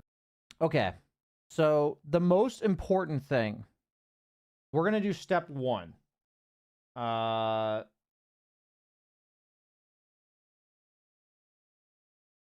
do I do this? It is a huge step if you literally do this and you don't even click the fucking guy. I'm fine if you do this 100 times a game and you gain 0 information from doing it. Like, yeah, I get it. Just to get the habit of like watching somewhere else. Getting the habit of checking somewhere else. And what will happen is you'll get so fast. So the problem right now, I think this is actually 101 of camera movement, which is to identify times where you're supposed to look around. Okay? Let's ignore what information you're supposed to get, right? Let's just talk about looking around. So like, you know, walking from place to place right now, like you could just click right here and look around, right? Because that's where you're going. Or we can click to this next wave and we can look around. You know, we have 4 seconds here to look around. You know, now not a good time to look around because we're like in the midst of shit. We're not looking around now. So not a good time, not a good time, not a good time. No, I get it. I mean, whenever I can go like safely into watching another place, I should do it. Yes. So right now, I would want you to look bottom and see what creep is pushing or not. This is good information, for instance. Like, is this lane pushing in or not? That's good information. Okay. I have an idea of what I want you to work on today. So for me, I think that your ability to farm lanes and play the map is not going to be possible to do properly with the amount of information that you're gathering. It's just not possible. So we're not looking to fix this overnight. This is definitely a very slow but sure improvement type of thing. I do think that the proper skill build on Hoodwink, it's just what people have been doing for a while, is 144. So you use your scurry to get around the map faster and position yourself for spells because it gives you the cast range and all that. So she generally plays around her Acorn Shot a lot, or plays around her Bushwhack without Acorn Shot for the early game. So that's one thing that I wanted to mention. I don't know if you always go the same skill build, but that's what I've been seeing people do exclusively. I'm usually maxing out Scurry last, and then if I max out Bushwhack or the Acorn, really depends. Okay. The skill build, because I actually took time learning Hoodwink about 3 or 4 weeks ago, and I studied maybe 5 to 10 pro replays, and every single one went 144. All right. So that's just so, and I copied it, and I did feel like if I didn't have max scurry, my movement around the map was really slow. That was how Wait, I wait. felt. When you say 144, you mean 1 acorn 4 bushwhack? Yeah, so at level 7, it's 1, 4, 1, 1, and then at level 10, it's 1, 4, 4. Okay. That's what people were. So they were maxing their bushwhack first, and then they were maxing scurry and taking the level 10 talent at level 10 or 11. Kind of just that actually varied a bit if they took the 3rd point in scurry or sorry, the 4th point in scurry or the talent. But then they took the other at level 11. That was about the variance that I saw on that.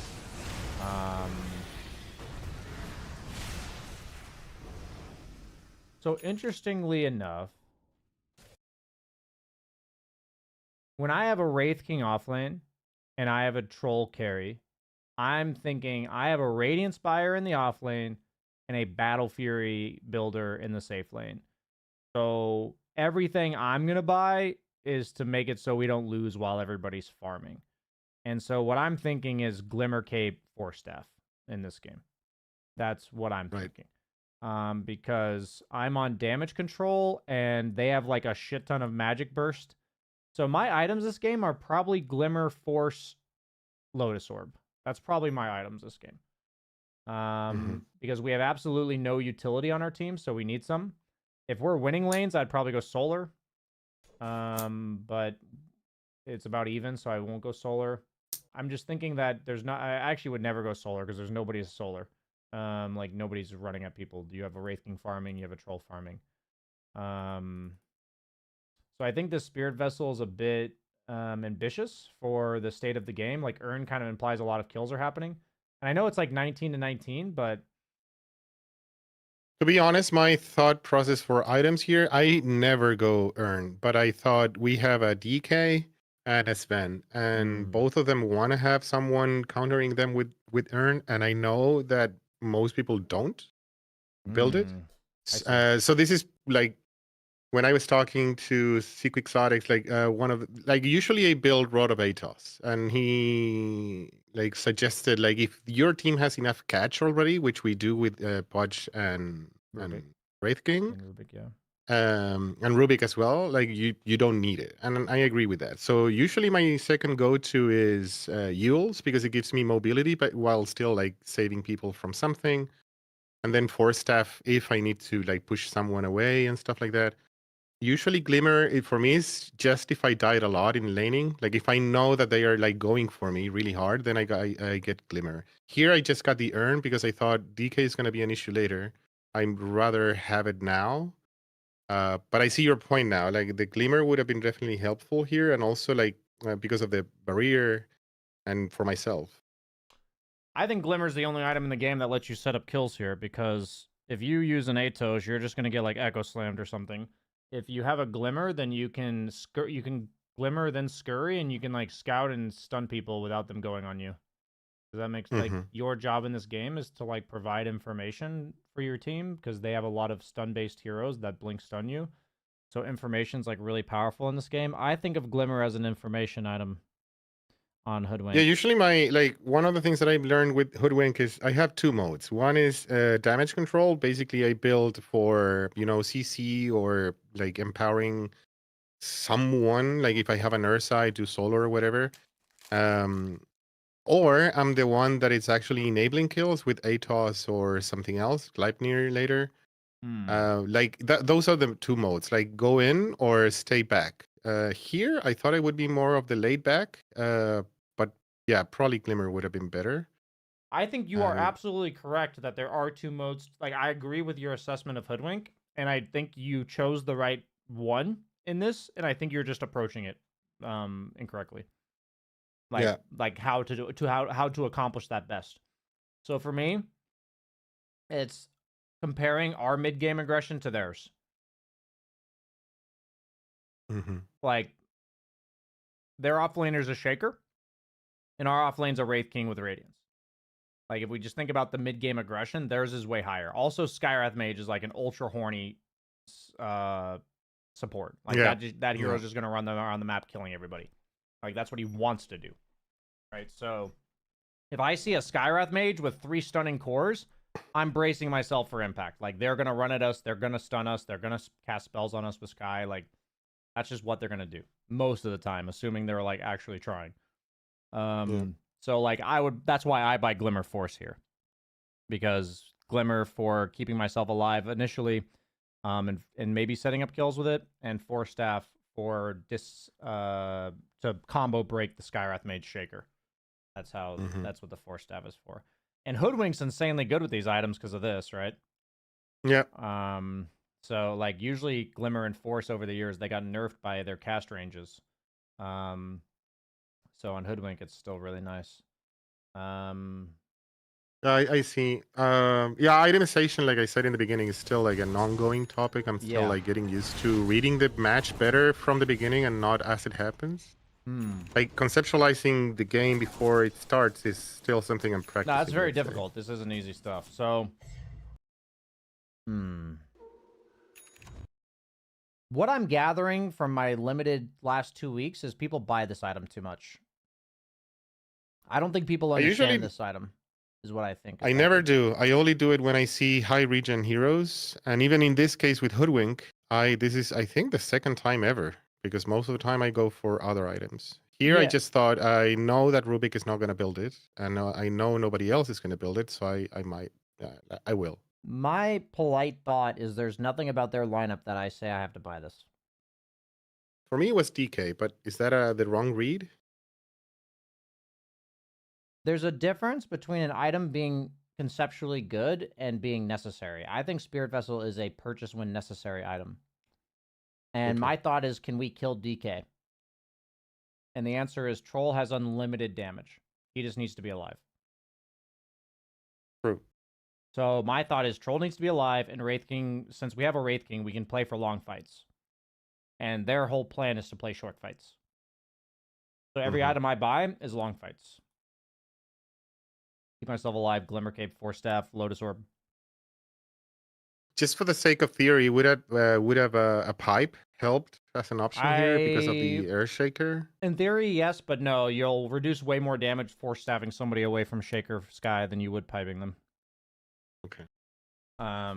Like they will take, 3,000 magic damage if they're sitting inside of a Skywrath Mage ult and Earthshaker. But if you Force Staff them, they take, hypothetically way less. So, for me, Pipe is good when their magic damage is spread. They have Zeus, Necrophos, heroes like Zeus, Necrophos, Radiance Buyers, Pudge, maybe something like a Leshrac or a Puck. But I wouldn't go Pipe against single target shit like Skywrath Mage. Okay. And even Snapfire is kind of single target as well.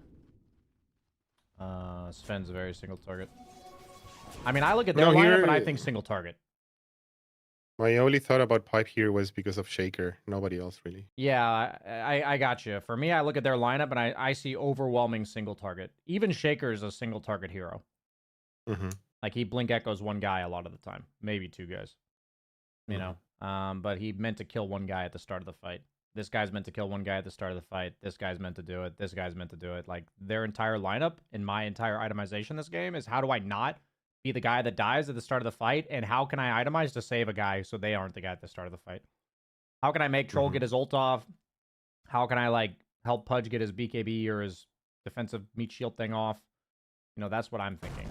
And then so the combination of that is positioning based items and stuff like Invis, Glimmer Cape gives us the ability to scout, place deep wards, stuff like this. Hoodwink it's really good because you can be here, glimmer yourself, and scurry all the way from here until over here. Through the glimmer, you can cover an entire area.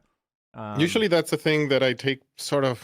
I mean, this is so in my bracket, people do not buy smokes. If anybody does, it's me most of the time. And so I take advantage of that in the way of using the smoke to plant deep wards. I do that a lot. Obviously, I'm mindful not to run out of smokes in case we need them. But for example, that ward that is on top, that was me with the smoke. And later, well, we don't have to go there, but like later in this game when we were getting boxed in, I usually do the same. Like I just smoke, cut a wave, plant a ward, and then go back. Okay. hear I you. mean, Glimmer makes way more sense. I hear I'm you. not rejecting your No, proposal. I don't think though. you're rejecting me. I'm hearing these reasonings.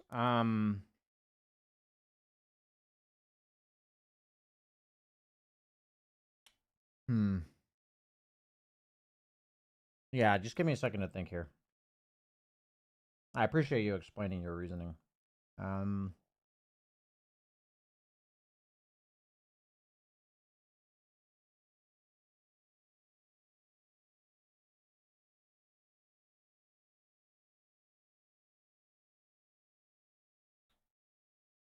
My feeling is the majority of people I coach tell me all of these adjustments they're making to their games when I think the way to win is to be more fundamental, not less.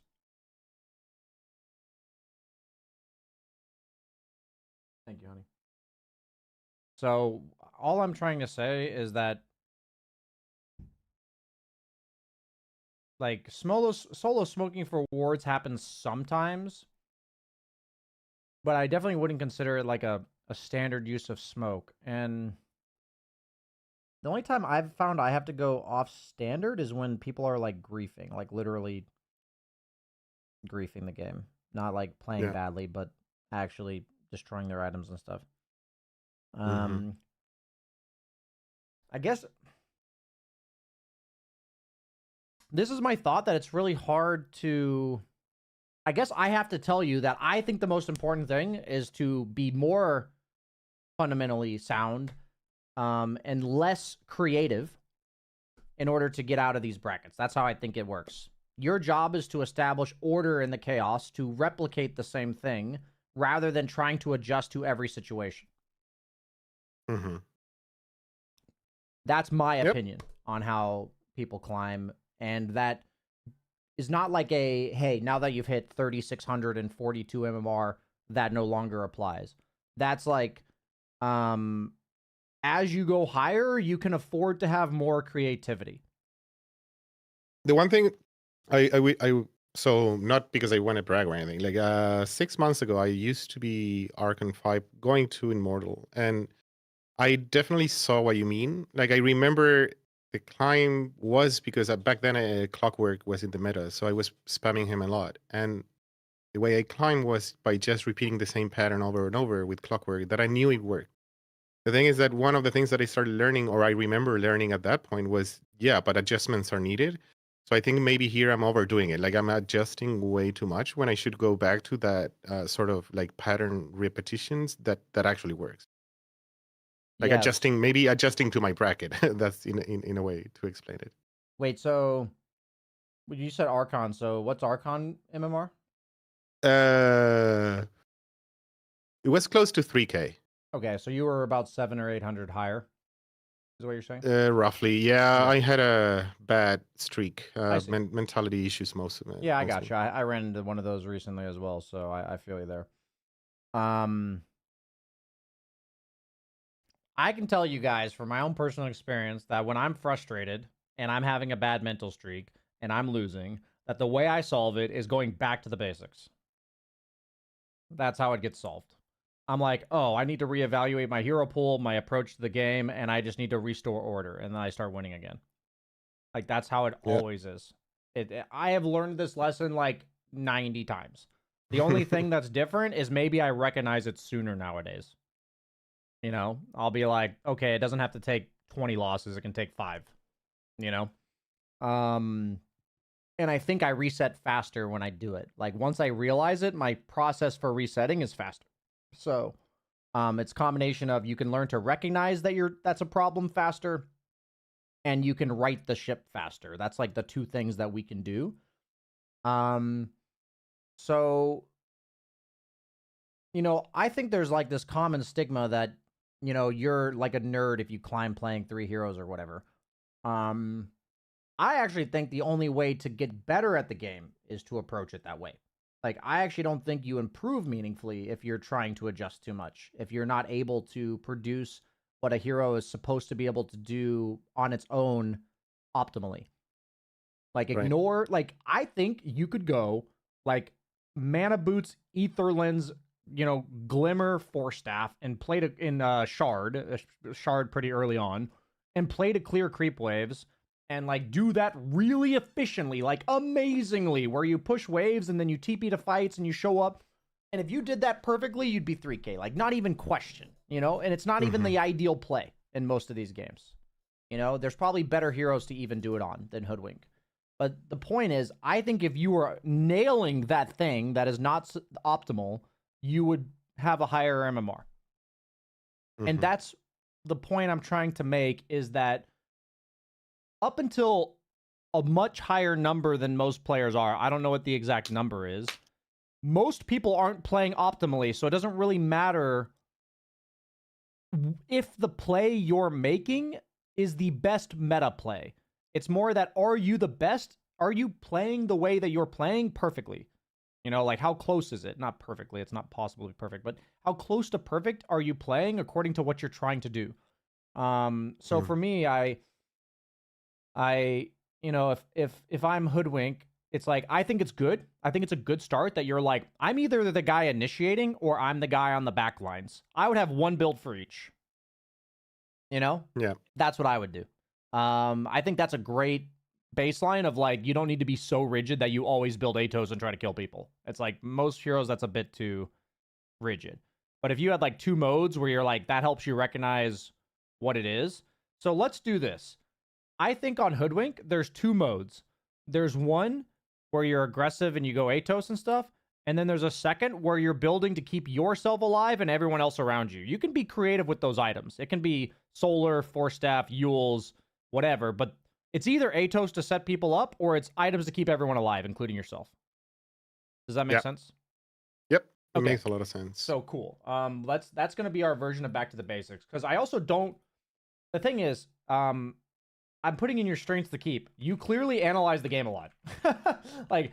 and I like that. Like, that's good. That's not something I want to kill. Like, that's not a good thing to, like, be like, no, don't analyze the game anymore. But the idea is, like, we do need to rein in the creativity a little bit. Rein, I don't know, how do you even spell rein? R-E-I-N? R-E-I-G-N. G-N, thank you. Rein in the creativity. You wouldn't know English is my first language. Ever since I've been learning Dutch, every Dutch word I learn, I lose an English word, I swear. Okay, so,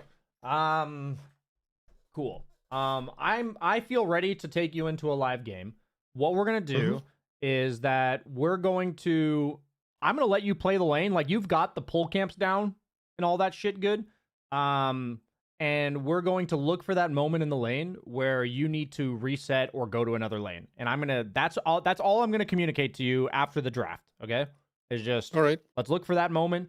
And I'll tell you what to do. I'm not gonna. There's no time to, like, ask you questions or have you figure it out. It's just, I'm gonna chime in and say, I need you to go base right now. I need you to TP mid right now. I need you to do this, and I'll try to be as explicit as possible. It's not always easy, and it might get you killed or something. It's not a perfect process. No, I mean, yeah. For the purpose of this game, I don't care if we lose or I die too much. It's all about the learning. For sure, that's awesome. Good approach. And then go ahead. One thing though, like, when you say right, just to clarify, because I can be very literal at times. So when you say right now, it means, like, stop whatever you're doing and immediately do it, or, like, do I have a buffer of, like, let's say 10 seconds? In Dota, if I tell you something and you wait more than 3 seconds, it's probably no longer good. All right. That's how I look at Dota. So, what I will say is, like, if you're right here and I know that they have a TP cancel and I need you to go mid, I'll say, walk back to here and TP, and what I mean is I want you to try to turn that into whatever you're doing instantly, that is the goal. Gotcha. So, in order to get me going here, I don't know why I said it that way. That's really fucking weird. Go ahead and go here and request a coach. Request a coach. Yeah. I'm gonna get my Dota score up. I'm I grinding. cannot because my behavior score is too Oh low. my goodness. Yeah, I'm sorry. Oh my god. But you Fuck. can join us. Well, not that I'm trying to get you as a friend, but you can if you have Dota Plus, or I can stream it to you in Discord. Whatever is good with you. Am I allowed to? To be fair, my score went down this week, and I don't know why. Because I Yeah. literally have everyone on mute, and I don't do I didn't a lot consider of this like problem briefing. happening. It's okay. It's not something we can change, so it's okay. I'm thinking. I'm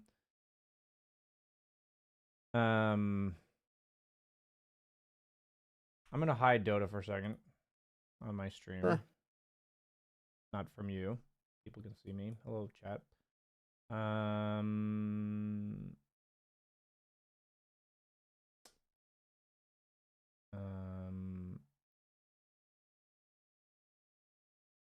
Okay.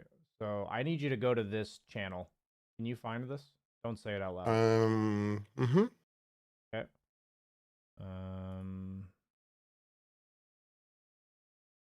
This. Yeah. I'm in. Okay. Do you see that? Yep. Okay. I don't think we can do ranked like this. Wait. We can't do ranked like this. Can we? I can't coach you in your party in ranked, right? Can you join my party, or is it not letting you? I clicked on requested. Oh, maybe I have requests from other people off. Block. Okay. Try again. Sorry. Do I need to send it again? Okay. Yeah. If I select myself as a coach, can you queue ranked or no? Like coach this party. It's not letting me coach. Oh wait, there it is. Is it? Try Oh queue yeah. ranked. Now I see you as a coach, and I go to rank. I'm gonna click Q just to try it. I don't think it Coaches will. are not permitted Okay. in ranked That's what I thought. matchmaking. That's what I thought. Yeah. Okay. Then the best way for us to do this is to have you stream it to me. I don't think it's good to do it on ranked because you can't guarantee your role in unranked. So I use an ultra wide monitor. I hope that doesn't fuck up your stream though. Oh god. Yeah, full of complications, I know. Yeah, these are things I had not considered. I mean, another thing, well, if it's not allowed to coach, I guess you wouldn't be able to watch my game either, like as a friend. I think I need to wait to watch your game like a week or something. I can Dota Plus is supposed to be live, but I don't know. You can only see my perspective, which is fine, I guess. Okay, sure. Go ahead and add me. I'll send you can see my friend ID here. Actually, I can click you. You can just click you. Add friend. I added you. Let me know when you accept it. Yeah. Gotcha.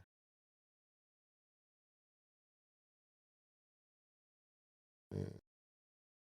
I mean, I'm also not sure if it's gonna work, so maybe just to have a plan B. If it doesn't work that you can watch my game, I can just stream it to you. Go and share your stream with me now. I'm not. Go ahead and share your stream with me now whenever you're ready.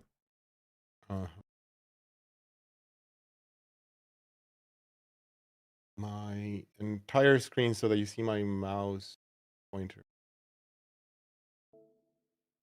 Okay.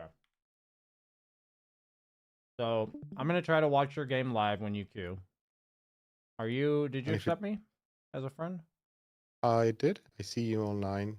I might be showing us offline. Give me 1 sec. You're making this incredibly difficult. I'm sorry. Yeah, I'm online now. You should Okay. see me in your friends list. What's your red? Also red. Yeah, I don't see you. I am. Says online.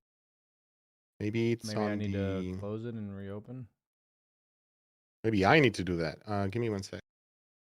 I will probably no, because if I do that, then I'm gonna show you my entire desktop. I mean, But, I'm not showing your computer on screen yet. oh, so okay, you okay, can- okay, you can do cool. that. I'm not watching your stream, so I don't know what's Yeah, showing you're right now. good. Okay, let me then. And where is Steam? Yeah, it doesn't show you on my friends list, even though it's... You guys all reset Dota as well? I'm starting it again.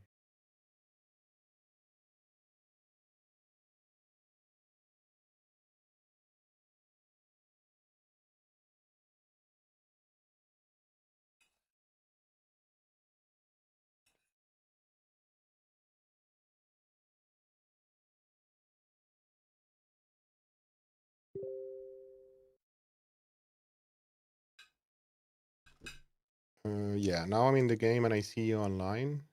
Yeah, I hope I see you. Okay, I see you now.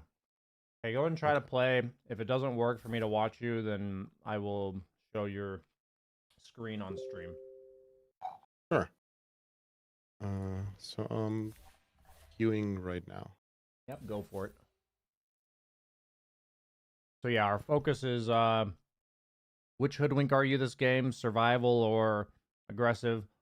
Can you contest the 5 at the small camp? Otherwise, you have to ward that at the start. You're not going to skill your point. Because we're going to talk about if you need it for range. And then I'm going to give you a moment where you're going to leave lane.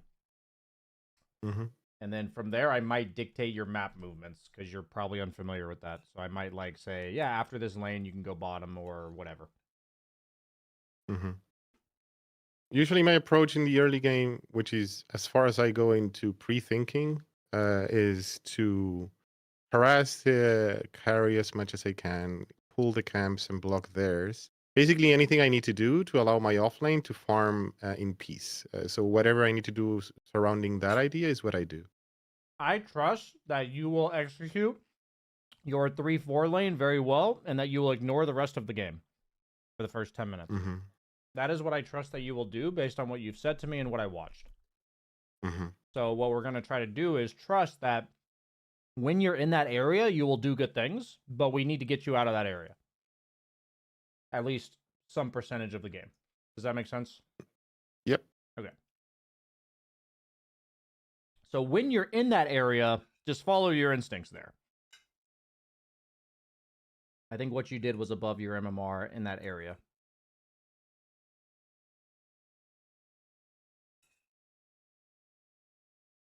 I can sort of narrate what I'm thinking. I'm not having problems with that. What I do have, like, sometimes, because I play with other people that also like give me tips as I play, and usually it's way too much information for me to process. So narrating my own thoughts, cool. Hearing and playing at the same time, too many instructions, like not really cool. My goal is to give you minimum instructions, but I will acknowledge that you're gonna take some time to follow them. My goal is to give you major instructions, so we'll see how it goes. Okay, I understand. I do think that live coaching is a bit of an experiment.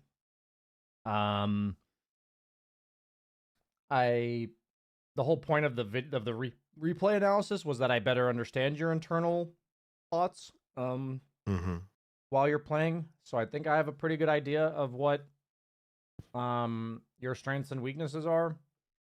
So yeah, my goal from this is to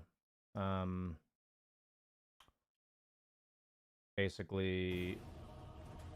Sorry, I lost my... I'm gonna re-queue because the behavior is disruptive, and I'm okay with people not having like perfect behavior, but this was a 1, so I re-queued.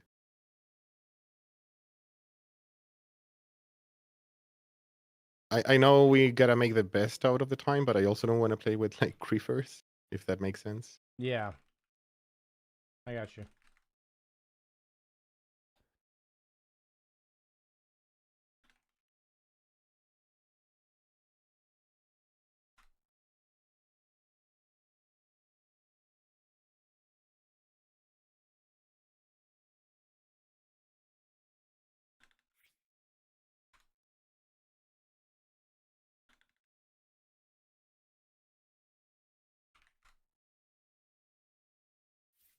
By the way, you should you should join the guild we have for the dojo. I should join that. You're not wrong. We're doing pretty good.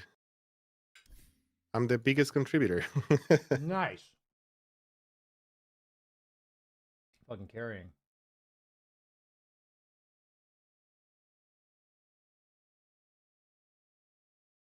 See that you are the biggest contributor. Yeah, I just do a lot of quests. Hmm. And I also joined pretty early when there were like 4 people, I think.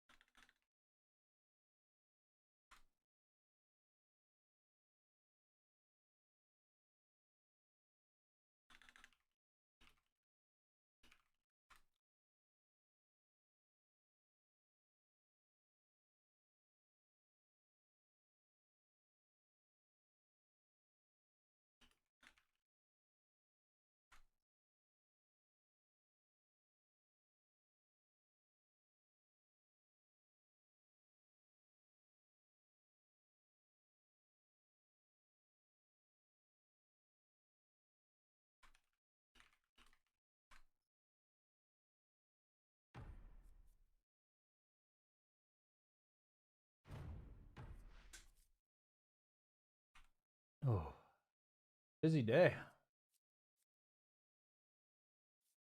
What's his rank? Are you doing for me? streaming full time?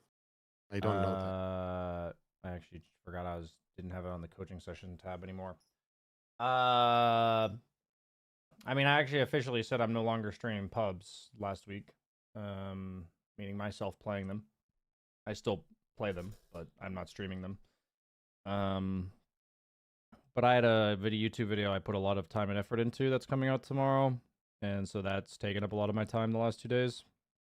Mm. And then I have your session, I had a class, I had another session, I had 2 meetings and a Dutch lesson. So busy day. Learning Dutch, I have a friend living there as well. They told me it's not that hard, at least not Yeah, it's as not as hard hard as as everyone German. says it is. I mean, yeah, especially for Germans, but I don't think it's as hard as everyone thinks it is to learn Dutch. It sounds weird though. It sounds like The Sims talking. Sounds like who? That's how it sounds to me. Like The Sims. The I game see. Sims. Yeah, I understand. Interesting.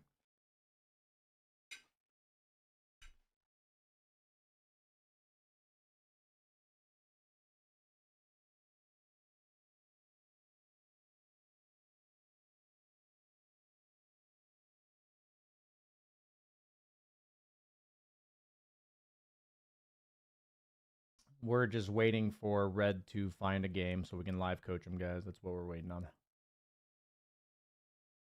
Yeah. Queues are taking longer lately in general. What's the behavior score? 8K. Ah. 8.5. Went on the plunge, huh? Well, that's... I don't really understand it. Now there's an acceptable game. So I don't... someone reject. I don't really get it because when you lose score, you lose a bunch. You lose like 500 at a time, and then you win like 100. So it's really hard to like go back.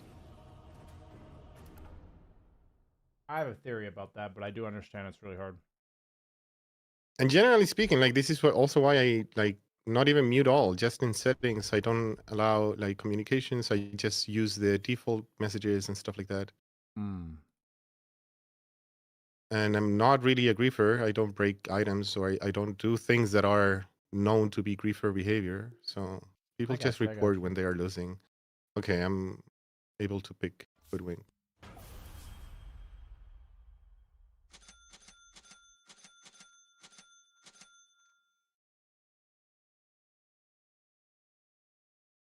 I don't think you can watch probably I'm pretty the sure hero selection. I'm pretty sure it's because we added each other as friends today. Like I'm pretty sure there's a cooldown to this stuff. You can stream my. Yeah, I'm gonna screen if wait you until want. you load into the game. I'm looking at your draft right now, and if it's not gonna work when you load into the game, then I'm gonna come over. Yeah. So you're against Pudge Legion. Neither of those is safe lane probably.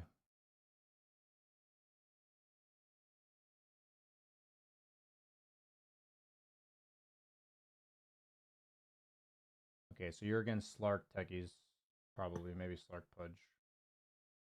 And, I mean, I would probably block the small in this lane. I don't want to walk over against Slark. I just want to hit him. I don't want to feel pressured to walk in there. So I'd block Mhm. small with a sentry. Pre-game. CK has no reliable way to secure range, so you might need your Q for that, so please don't skill. I'm going to try, once you load in, to join you. If it doesn't let me, then I will share my Discord. Give me 1 second. I'll be right back getting water. Just run for water. Sure. I don't think it's going to let me watch, guys.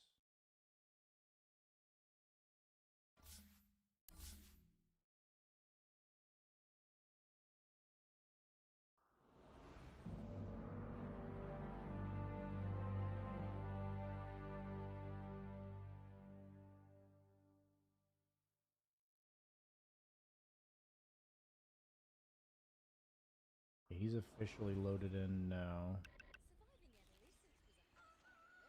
Not letting me. Okay.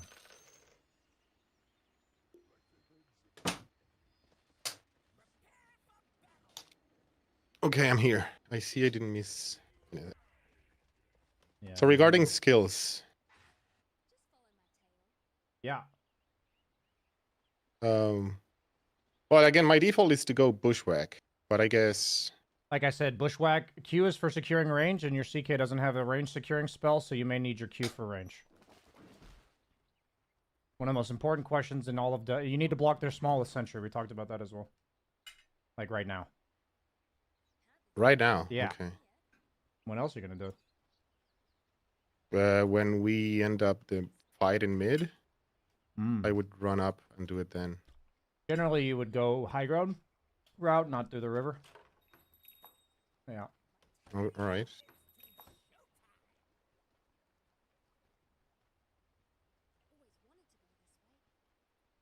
And then you try to make it back. Generally, I'll put it back corner so that a sentry on the big camp won't catch it, but it's fine. I mean, usually my spot is here, like Yeah, that would right work. in the border, but Yeah. since I lost a few seconds. All good, all good.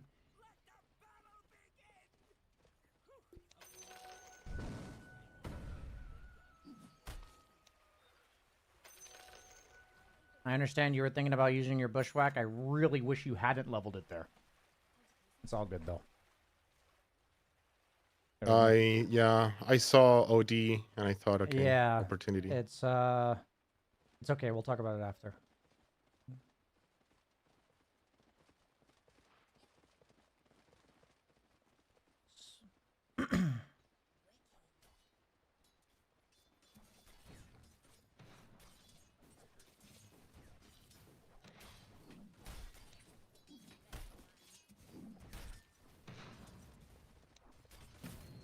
Nice.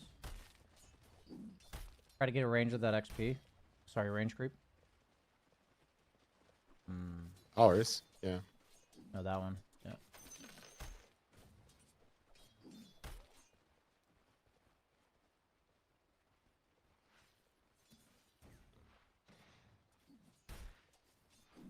Your job is that range creep up there. Mm-hmm.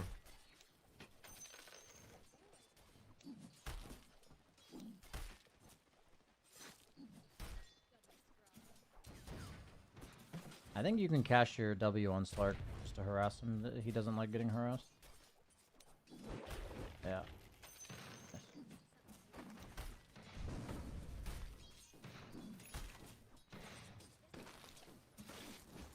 No need to overchase, but good harass, good harass.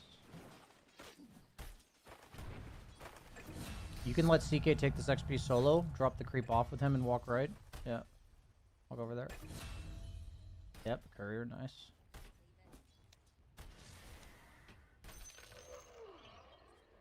So I'm leaving Q now, right? Yeah. Check the camp. I checked it, but he blocked it. Yeah, He body yeah. blocked That's it. I wanted you to check it again. Yeah. You can push the wave with auto attacks and then pull it.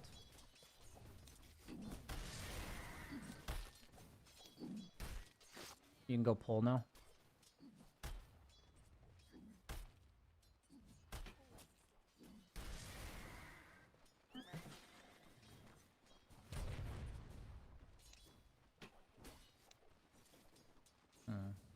Lane's pushing in too.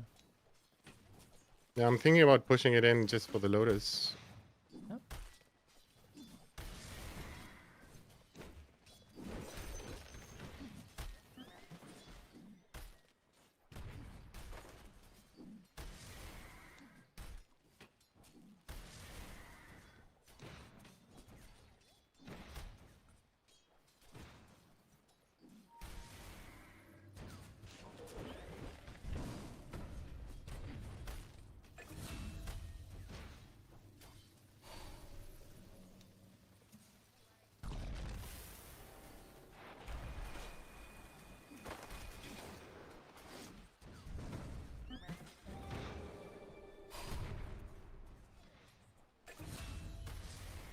I'm thinking about getting techies now, but maybe Slark is a better target. Oh shit! I missed. Biggest problem is you need to buy items. Oh shit! I didn't queue anything. Yeah. More tangos as well if you didn't buy any. I don't know if you did.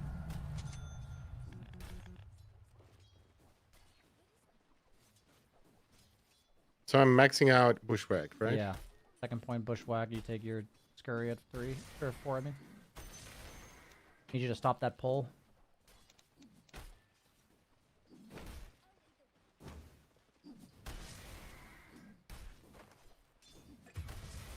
You can harass Slark. He shouldn't walk up for this. No.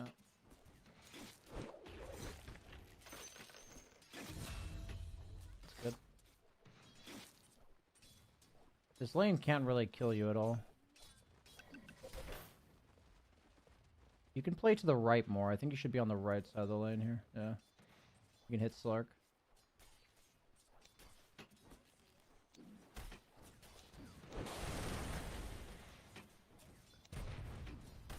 Good. Range creep. Oh, bro. Yep. Nice try, nice try.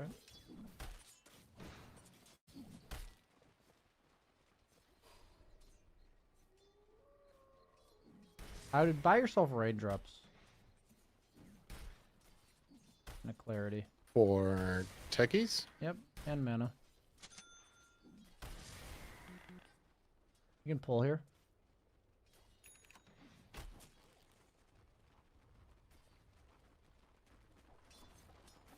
As the pull completes, look at mid. Okay, we'll stick to level 5. Just want you to look.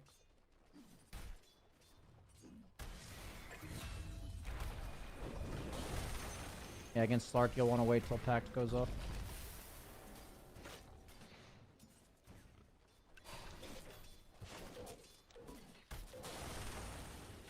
Yeah, so when Slark goes on you guys, always wait like until the Pact completes. You guys are both casting your stuns on his Pact. I'm going Bush, sorry. Scurry, yeah. Scurry. Yep, you're good. So here is when I start thinking, okay, I need to get the Lotus, I need to ward, and then thinking about leaving. Yeah, it's really hard for me to coach you around the map because I can't look around the map. But this is good what you're doing.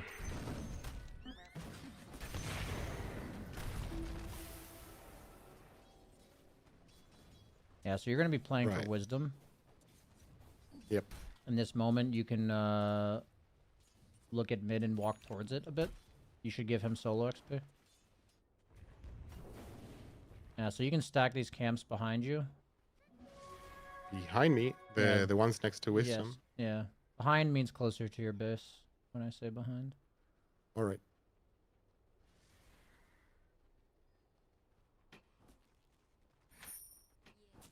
Make sure you go for the shrine.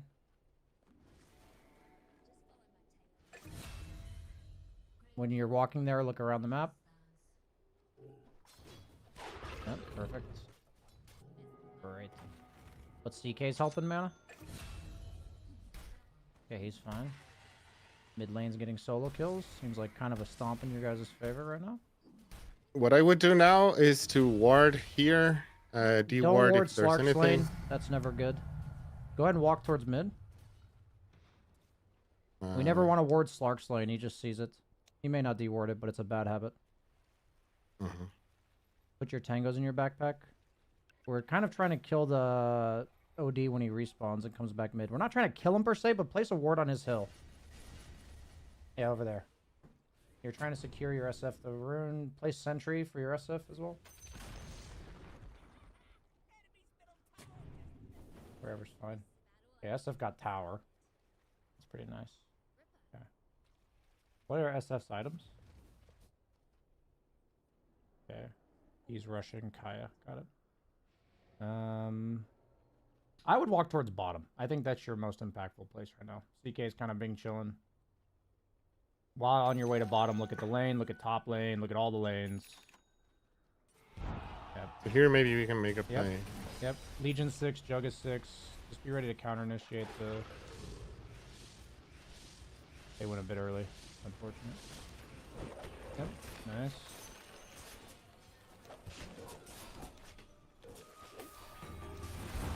Free duel.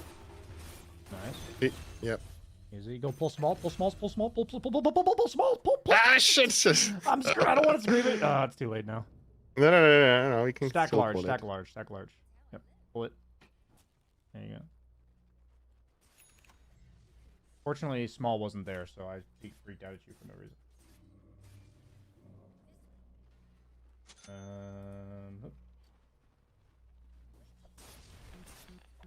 In this case, I'd go through the gate to your SF top.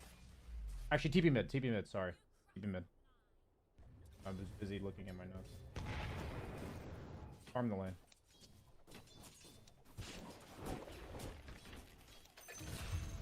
And then...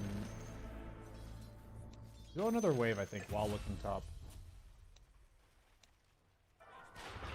Yep. Fine. We want to get our 6 here. Go to that way. Oh, okay, I see. Yeah.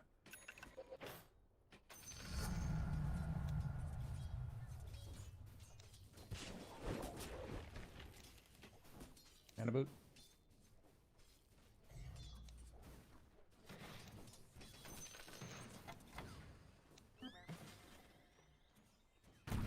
Check rune. Bottom rune. See if SF's gonna come here. He's TPing, so you're good. You can go bottom. You can ping your SF to come bottom as well. Walk up the high ground. Yeah, there. Just be ready to scurry if Legion's there. Yeah, you're just scouting. Yep, you're just helping your Jug take this tower. You can look at top lane in the meantime. Yeah. Okay. Cool. Yeah, so you guys can pressure this with the catapult. Go help your Jug. Stay with him. Catapult wave on the tower. Yeah, nice.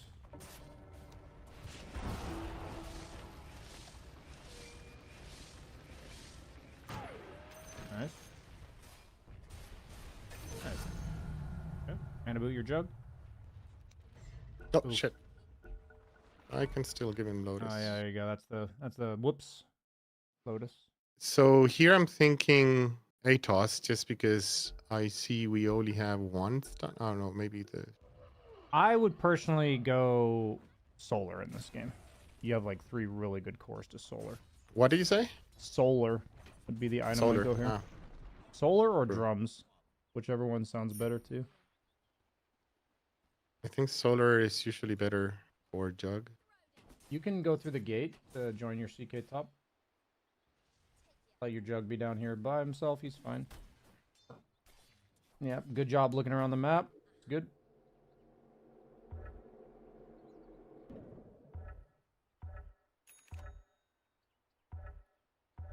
You can just... Oh, I see. I don't do that what you just did. That's a lot of work. Yeah. That's. Yeah, it's one of the things that I'm trying to figure out, like how to do that faster. I think you just. I mean, you can just right-click them when you don't have the gold for them. So I just wait till I don't have the gold. When you don't have the gold, but if I Yeah. do, when I I'm do. saying then you just wait. Yeah. I don't think doing what you did is good. That's fine. Yep. You're fine to chill. Just chill behind your CK. You're counter initiation. That's what you are. Okay, if CK is not gonna push, follow your CK wherever he goes. You're doing shop things when I think there's really important things to do in the game right now. True. Stop doing. Oh god. Okay, interesting. I just went autopilot there. Yeah, all good. I think you guys are being a bit overly scared. You have Ringmaster behind you. You might need to be Initiator with the way your CK is playing. It's fine though.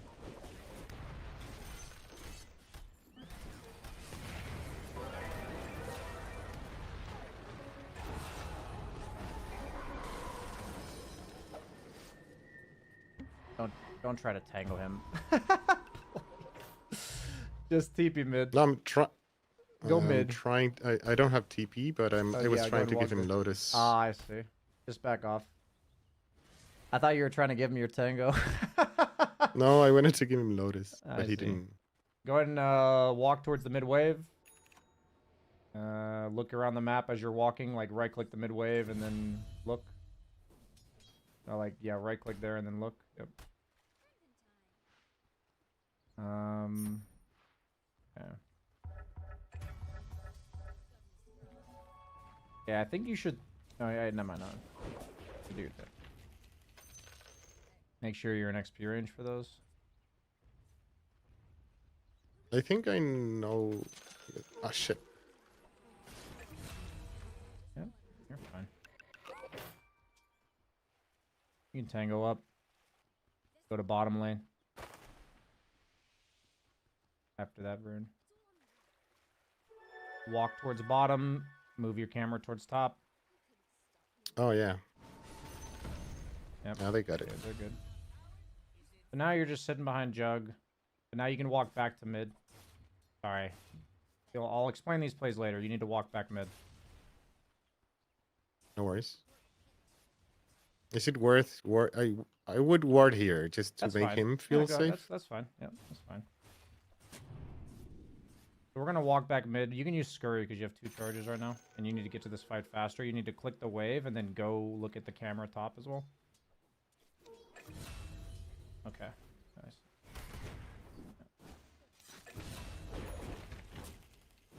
Clear the wave. Clear the wave. Clear the wave.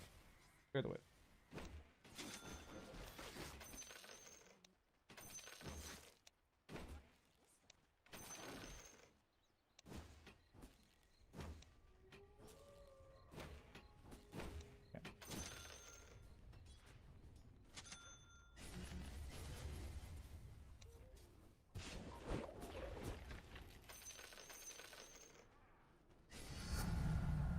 Have a smoke on you as well?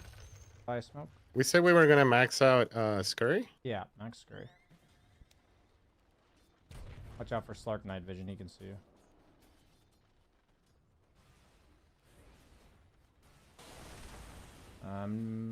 I don't like just sitting here, so walk towards top lane.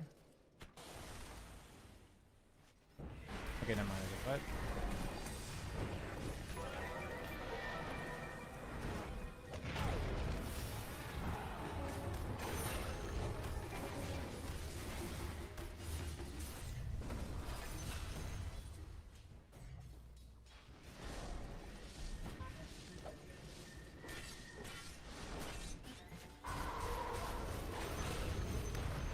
Okay, now walk towards top right now.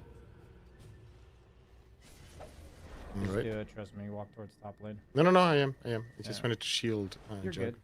Go ahead and fly your courier out with your windlace and TP. Oh, I see. Never mind. Yep, go clear top wave. Yep, Deep warding. yeah, all good.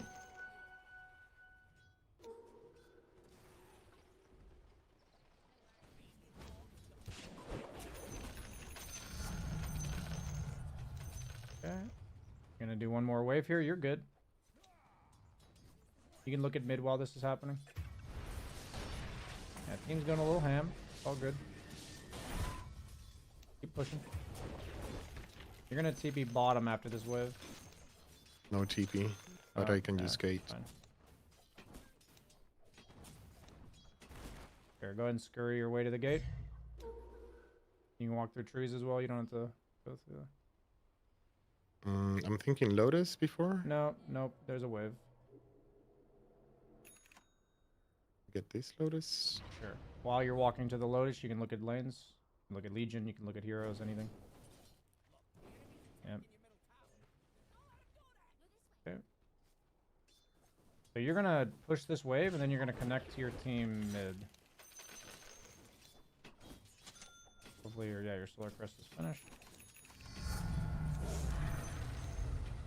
Go towards your mid lane. You want to connect to the rune. That's the next engagement here. Level your talent, I'd say. Do I take? Yeah, I'd take the talent. Yeah. Careful of getting initiate onto. You're going to be sitting behind the CK with Solar Crest. Or you have to Pavis, but whatever. Check rune.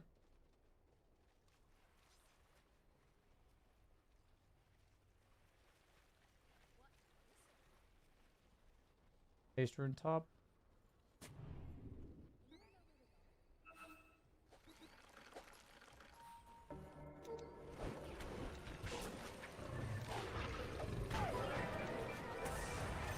Nice.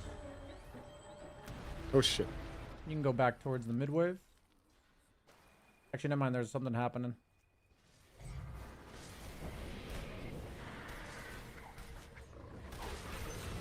Okay. Nice. Now you can go back towards mid. ASAP. You can use your scurry. Yeah, I'm thinking of getting the rune too because nobody Yep. picked it up. That's fine. Take it.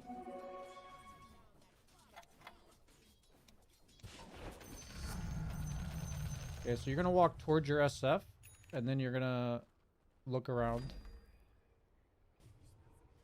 Mm-hmm. Okay.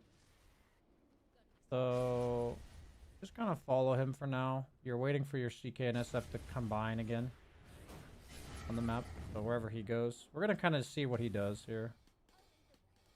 This would actually be a good time to smoke. We have SF ulti? Yeah, so after this wave, we're gonna smoke. After the wave. Yeah, you can smoke him right now, actually. Go ahead and smoke him. Oh good. shit. Fine. Not ideal, but it's fine. Jug kind of jugs bad. Solar crest him. Mm-hmm. Scurry. Watch out behind. It's really hard for them to kill you. Like, their heroes don't really kill your hero.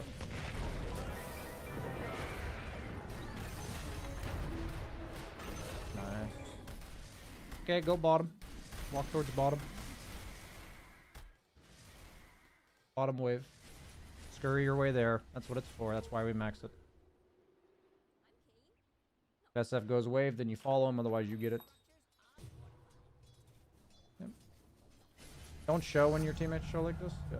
You guys can actually play for their Wisdom Shrine. Use your neutral item. I'm thinking in terms ping of the Wisdom Shrine to your items. teammate. Ping the Wisdom Shrine to your teammate. Maybe he doesn't come back. It's fine. Items, I would thinking go Shard Ether. probably, or Ether. Ether's fine. Ether's fine if you want. Whatever you prefer. I think gives me better range. Yeah, Ether's good. I feel like I need it. I was gonna say Shard Ether as the build, so if you want to go Ether, that's fine. Okay, you guys are gonna get Wisdom. That's nice. You can just farm that. The camp you're I sitting wanted in. to stack Yeah. it, but I was too late. Mana booted up. Okay, look mid while you're attacking this. Yeah, okay, he's dead. You can walk there. Maybe SF makes a play. Just follow your SF. I know OD wants to do something. It's fine. There's no duel. You cannot die. You're fine. Just be near SF. Without duel, they can't kill you. Okay, yep, that's fine too. That's good. You can Solar Crest him.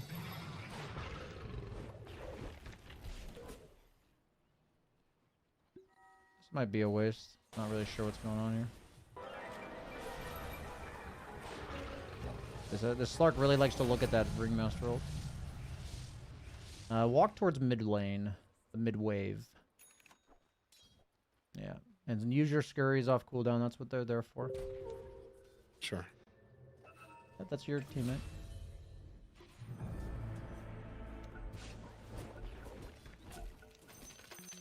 So, let's fly a bunch of sentries and a ward out. No words. Okay, But no ward, that's sentries. fine. Sentries are good. Watch out for Legion duel. I wouldn't walk over there because I don't know if they have a ward on that hill. Go back to your team, actually. Yeah, go back to your team. Hurry over, that's what it's for.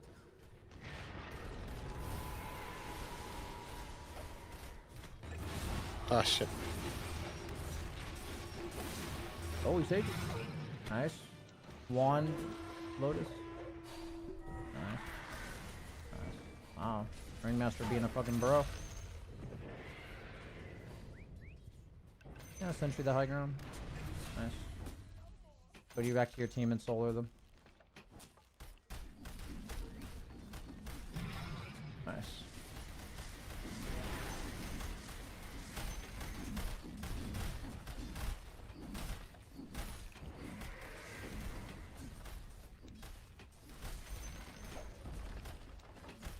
Yeah, fortunately it was a bit of a easy game, so you had more brain power to be able to focus on the stuff we were looking at. Yep. I do want I to do agree. like a brief recap of the game with you afterwards to talk about it. Mm-hmm. Ah, shit. You take the bushwhack damage. Yeah. So,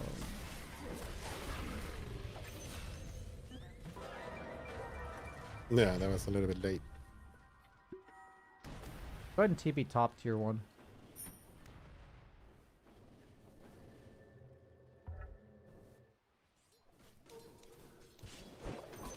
Yeah, you'd want to wait for the next wave, but it's all good. Nice.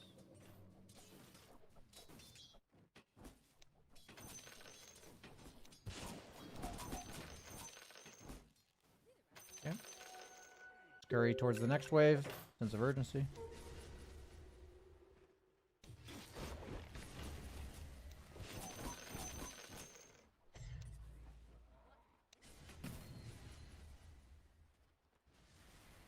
Yep, so it's really important that we always TP to this tier 1 like this to set up our team to push this tower.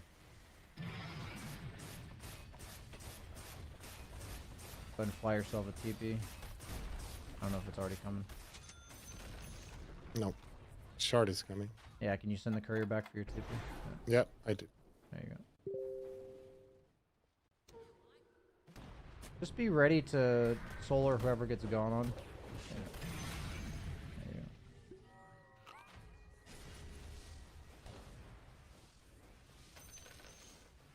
Yep, just sit behind them ready. You can use Scurry a lot more for positioning and stuff, like whenever you're wondering if your teammates are going to get going on. Watch out for Legion. Nice.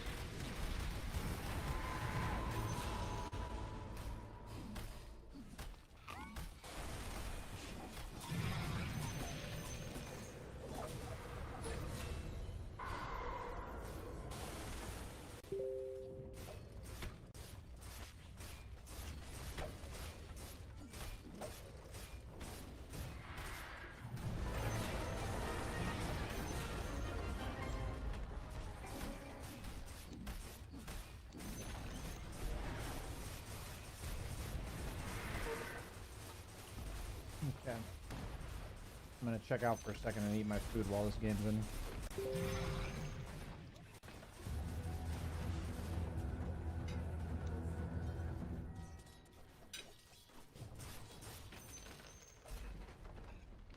So at this point, I guess looking around the map is mostly to see lanes pushing and stuff, right?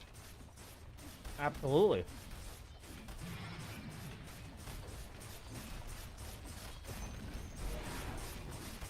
The first thing that you have to buy into is the fact that looking around is absolutely essential and the minimap does not offer enough at all.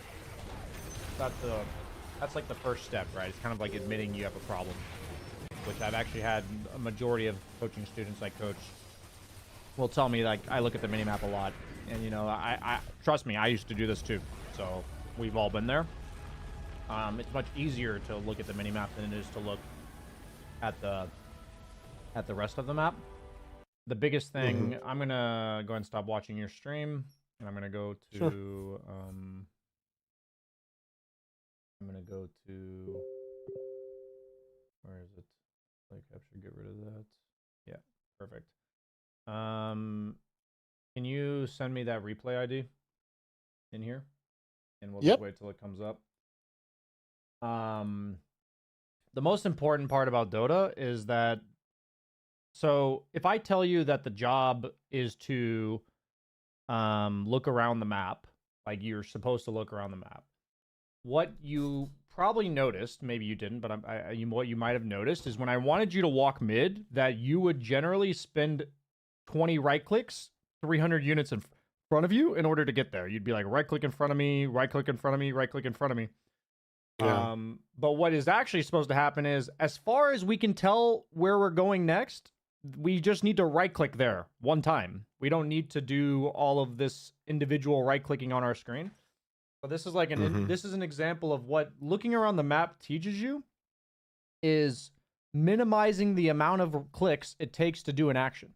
That's actually really important, because if you're spending 20 clicks, that means that's just 20 times as much attention you're giving to this action than it needs to take. So then it tells you that in order to look around the map properly, you need to plan out your next move. Otherwise, you can't look around the map, like, because you're not clicking ahead, right? So then that's training you that BSJ is saying, I need to kind of know where I'm going next. And what I do every time when you guys are in the middle of a fight, and it's actually almost better that I don't have the opportunity to look around the map, is I was using the mini map to be like, oh, what's going on bottom lane? Looks like it's pushing. What's going on there? It's pushing. So which direction I walk from a fight, or which direction I TP, is determined by where the lanes are. And I have to look at them, because not only where they are, but if I see how many creeps there are, I know where they will be. 15, 20 seconds from now, I can be like, oh, there's momentum pushing towards us, there's momentum pushing away from us. So I'll know, like, if I want to go to that bottom wave, I have to meet it next to our tier 1 tower, or I have to meet it near their tier 2 tower. I check CK's lane, because I'm like, oh, he's level 5 and the lane's sitting in front of his tower. He doesn't want to be aggressive because he's level 5, and since the lane's sitting in front of his tower, I don't need to be next to him. He's fine. If the lane's up at their tower and he's level 6, I'm going to go to him. You know what I mean? Like, yep. That's a very I mean, different... I got the idea of watching, like, when I'm walking safely to, or doing things that don't require like a lot of exposition, to check somewhere else, because I know nothing's going to happen. I think I developed the habit of like watching my hero at all times, because I died too much to like surprising attacks and stuff like that, which is obviously because I was watching away when I shouldn't. Yeah. And that sort of moved me into not watching away ever, which is an overcorrection, I guess. But no, but I get the point. I mean, I fully understand when I should be doing it and what I'm looking for. Yeah, that's good. I think that's really good that you already see that. Yeah, so it sounds like you had a classic like wrong takeaway situation. I'm sure we've all done this. I've done this a million times. The takeaway is not, I shouldn't look around the map anymore. The takeaway is, what happened here that I can reproduce in the future to know I shouldn't look around in this given scenario. Like that's so the importance that we can refine over time is really defining what it means to what times in the game I can look around, right? And that's a required decision that must be thought about every moment of the game, because you can, like, if you're consciously aware of whether or not you need to be paying attention to your hero, not only does that mean you can look around the map, but that means you're fucking consciously aware of why you're looking at your hero, so you're consciously aware of what spells you're afraid of, what hero you're afraid of, what positioning you need. But, like, this is really, it's not a matter of you're going to nail that if you're consciously aware of your hero.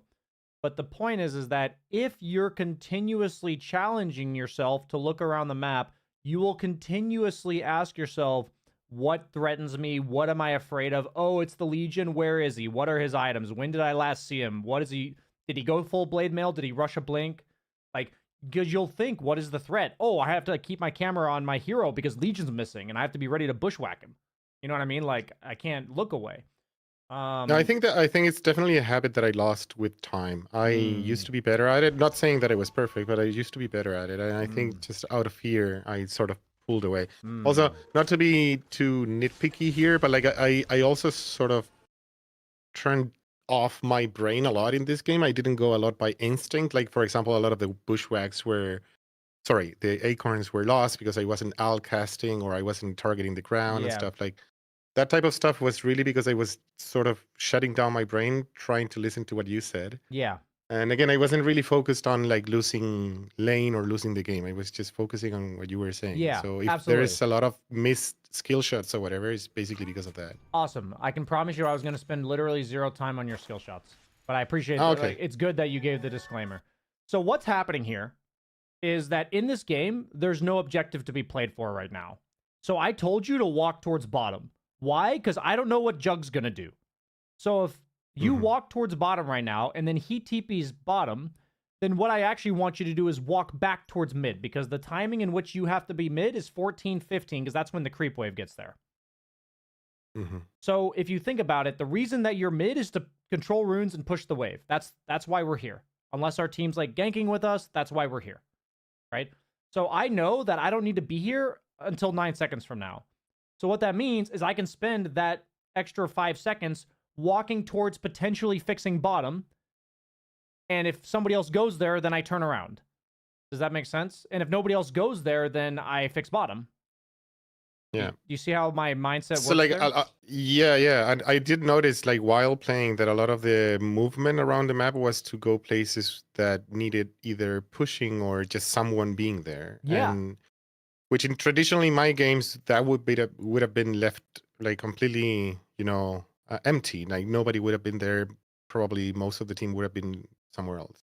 Yeah. Me included. Like. Yeah, of course. So like in this moment, like when we had you flow to bottom lane, where is it? Fast forwarding a bit here. This game was nice because it was a nice straightforward game in terms of your movements, because your mid laner like won really hard. So like I had you flow towards bottom because I saw that Jug was 6 and Legion was 6. So I'm like, okay, flow towards that. Like that's an action lane, and we also checked on CK level 5 next to his tower, so we left this lane alone. So like this kind of stuff being aware, it's like sadly our teammate kind of just went before we got there. But it still ends up being a really useful place for you to be, because you guys get, I believe, a kill on Legion because he duels you for some reason.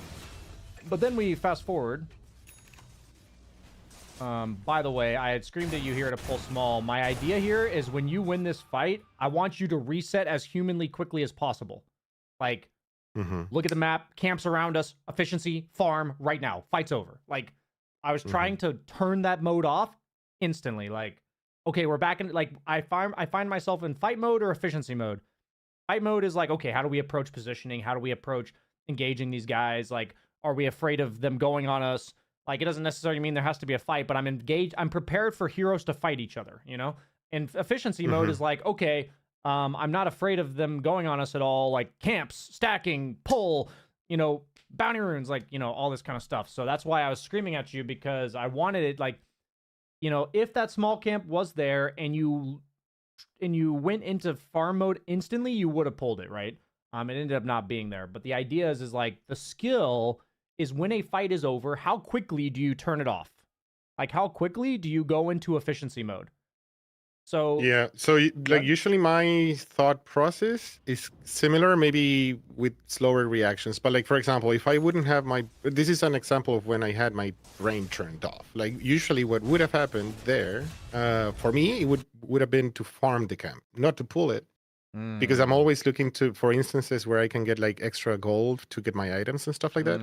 That's what I would have done without, like, if I would have been just me. Gotcha. That makes sense. Yeah, the pulling's always nice on supports. You can use lane creeps more often than you probably do to help you clear the camps. It uses less mana and it helps you clear it faster. So this is an instance where we like look at the map, right? And I just see Jug pushing a tower, and I'm like, okay, walk there. You know? So we're just gonna walk there, and in this case, we're just sitting behind the guy to make plays. But this is a portion where Jug's pushing a tower, and my teammates are pushing up here. Like, I see that on the minimap, right? And I'm like, shit, I might need to be there as well. And, you know, that's why we're supposed to have a TP. It's fine that you don't, but ideally you would. Mm-hmm. And so it's really good in these spots where you see multiple things where you're like, oh, shit, I need to be ready behind this guy and be potentially ready to TP top. Like, that's what I want to be doing here. And so you're just sitting behind this guy because I can tell you as a Jug, I'm not supposed to hit this tower if you're not here. But I'm supposed to hit this tower if you're right behind me. So I like that you're right behind me.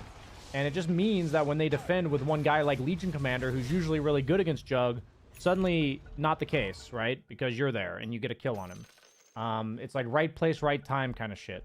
It's like, you know, as a viewer, it's like, yeah, you're up 18-4, but people don't do this kind of stuff, and randomly their Jug dies to Legion, and suddenly the game's like 3k lead instead of 6k. And it's like, that's how you lose this game 20% of the time. So then we killed that, and I'm like, okay, well, the thing that was happening top is still happening, so let's go through the gate. Ideally, we wouldn't walk in the lane, but this stuff's going to happen because you're busy thinking about shit.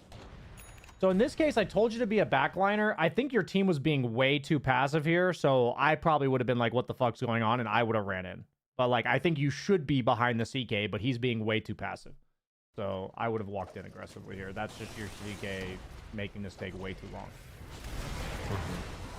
Well, another thing that, like, sort of, like, in terms of items and stuff, like, you saw me, I didn't queue anything in the beginning and whatever. I didn't buy enough based TPs. on what I like, saw, that's not how you normally play. I do not. Like, I usually have a TP on me at all times and stuff. Like, this is a type of shit because I had my brain turned off. Yeah, just for the record, I said that's why I would want you to have a TP here, but I understand that you didn't. I'm fully aware, based on what I saw before, you always had a TP. You did always queue up your items, so I trust that me being in your ear is what's preventing you from doing that, and I am aware that your mechanics will be worse, so I appreciate it. But I do have a situational question, though. Like, in that fight that sort of that we didn't start in at top. Like, I'm usually very afraid of baiting my team into a fight that we might potentially lose. So, like, my rational thought process is, like, how many are we? Can we win this? In that moment, honestly, I wasn't even thinking that because, again, you in my ear. But I usually would have stayed back as well because I wasn't sure how many of them they are in top. Like, my reaction as it happened would have been actually the usual reaction to stay back and see how many of them show. How do they start Is fights? that like What are a you good afraid thing? of? Here I wouldn't have been sure because there's a tower. I don't know how many of them are No, like, top. I want specific spells and heroes, like very specific. What are you afraid of? Here no, you're asking for I don't think that deep into the fight. I just want to know numbers, like how much versus how much. So that's not that. What I'll tell you is that's not a sufficient answer. What spell are you afraid of if you scurry over here? Well, right now watching it like from the outside, I would be scared about either Slark or Legion. Maybe like an OD, but not from killing me, just from like disabling me. And Pudge's hook, but honestly, the hook is pretty easy to scurry away from. I think if you. But I would be mostly like afraid of this, Legion. If you scurry like this through trees, their only hero that catches you is Legion Commander, right? Mm-hmm. Like, think about you being evasive through trees. They have like skill shot from Pounce, skill shot from Techies, skill shot from Pudge. If OD walks up and astrals you, he's just gonna die. Right? Like, that's his defensive spell. So if you like walk in here with scurry on, you can definitely walk over there. The problem that I have whenever I talk to players is that when you tell me you're scared, I need you to articulate the exact heroes and spells and the combination of positioning, what they would hit you with, and how it would go down for you to die. So, like, I'm like, if you just scurry right here, how do they kill you? When I see this, like, no blink dagger and the Legion's commander showing bottom. You know, it would have to be astral, into hook, into dismember for like 2 seconds. And it's like, then I ask myself, well, look at everyone else around me. Like, I have a CK around me. I have a ringmaster behind me who's been playing pretty well. You know, like, but so I understand you thinking about numbers. Numbers are good, but I think being able to articulate exactly how you die is a way more comprehensive practice that will help you in the long run. Because then you get you Yeah, checking around the yeah. map, it gets you playing out fights in your head, and then you'll start like seeing things before they happen, basically. Mm-hmm. Yeah, that's true. I mean, usually I don't think about the. So if I see, for example, that they are running the same play over and over, that like immediately I become aware of it. Yeah. But out of nowhere, here I would just be like at a generic point scared about the heroes that I mentioned. That's so I totally get that. So then, you know, for all of my sessions in the notes, I have a specific section of what to watch replays for. Mm-hmm. You should watch replays through given games and concoct how you die. At Right, every like stage lay it of the out game. and then analyze it. Yeah. Yeah, like you don't even have to have fights play out. You can just be like, at 11 minutes in, how do those heroes kill me? At 20 minutes in, how do they kill me? How do they initiate on us? What is the chain of spells and what order will they come out? Like this is really good stuff to thought exercise after games because you're not going to be able to think about it during the game. But when you think about it outside of the game, suddenly you will have like what you'll start doing is you'll start thinking, you'll start noticing your brain, our human brains are pretty damn good at pattern recognition. You'll notice that certain heroes are always the second or third spell in there. Certain heroes are the first spell in there. Certain hero, you know what I'm saying? So like, so then you'll be like, oh yeah, you just start recognizing which heroes are like catalysts for ganks, and then you look at the lineup that way. Like, oh, who is their catalyst? Who starts? And it's like, well, it's Legion Commander, and he's not here.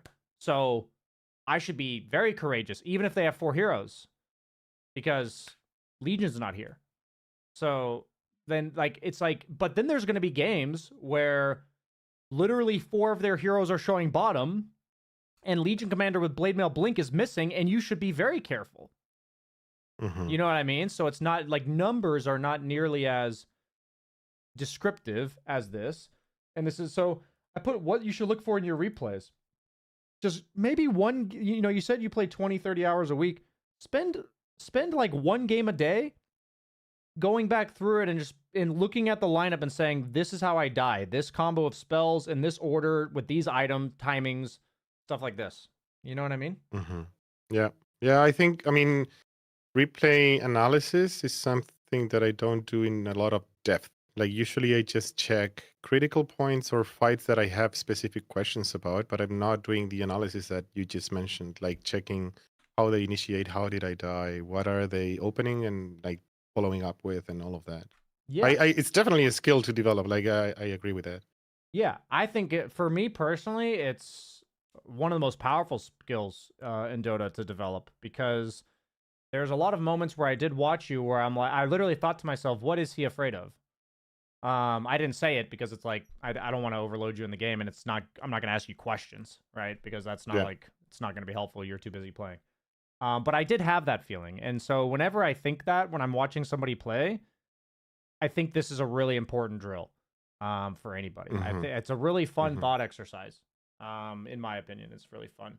And so you could watch replays for the time being. My goal. So you know, my goal from this session is to give you something to come back to me with from our next so you're gonna send me a replay that I watch on my own to see how you're doing.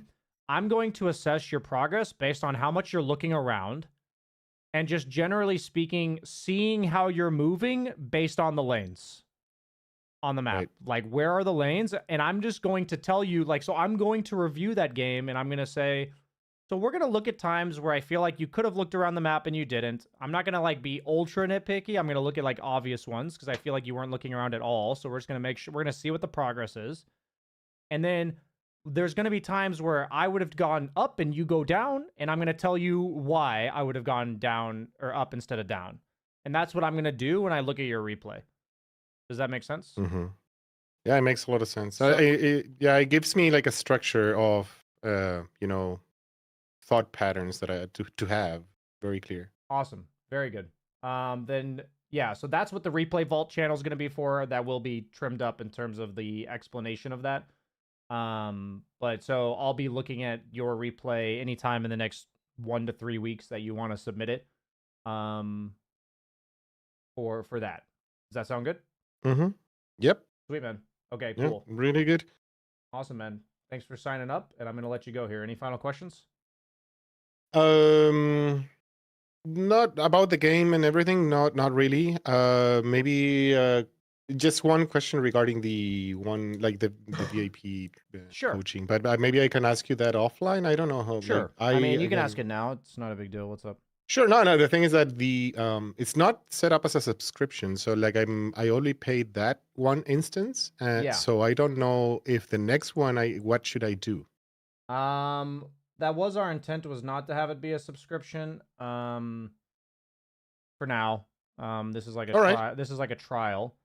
We are going to release it. I don't know exactly how that's going to work in regards to, you know, it's like it's a hard balance, because do we make sure the 5 people that already signed up can have access again, or do we open it up again for anyone to have a chance? It's right. So I don't No, want no, understood. Yeah. I thought it wasn't. I thought it was neglect, not No, intention. yeah, But it all was good. Yeah, so just letting you know that we are going to be opening it back up. We're probably going to do, I mean, we're going to do at least 5 slots in the future, probably 10, but keep an eye out. We'll make sure you're not out of the loop. You'll have a chance to sign up again. All good. Awesome, man. Sweet. Anything else? Cool. Thank you very much. Nope, No nothing. problem. Awesome, man. See ya. See ya. Okay.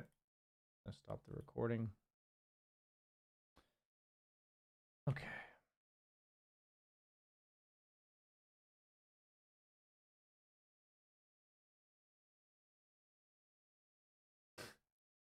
Somebody signed up for a one-on-one 30 minutes, which cost $65, and they tipped $4, so it costs $69.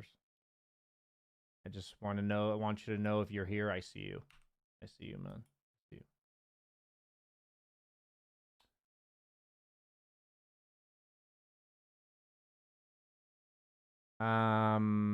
I can turn down the Discord a little bit. That guy also was loud on Discord, and I could have turned him down at some point.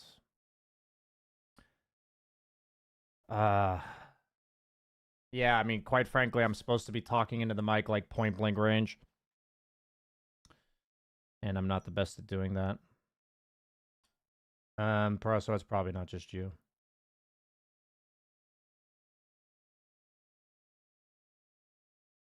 But yeah, guys, I said I would usually talk for like 15-20 minutes after a coaching session, but I'm like exhausted today. So this is news to me. You know, I'm trying new things out here. A lot of coaching sessions today. Yeah, I got you, Cool Chode. The balance was off, for sure. The balance was off.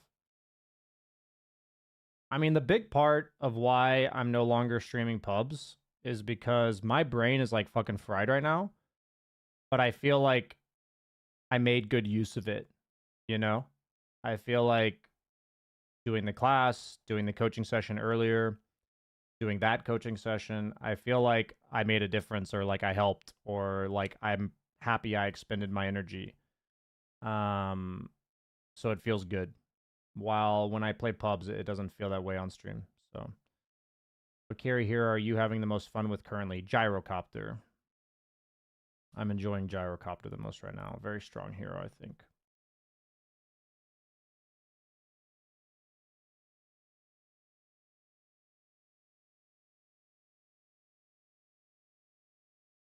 Is Dota Plus worth it?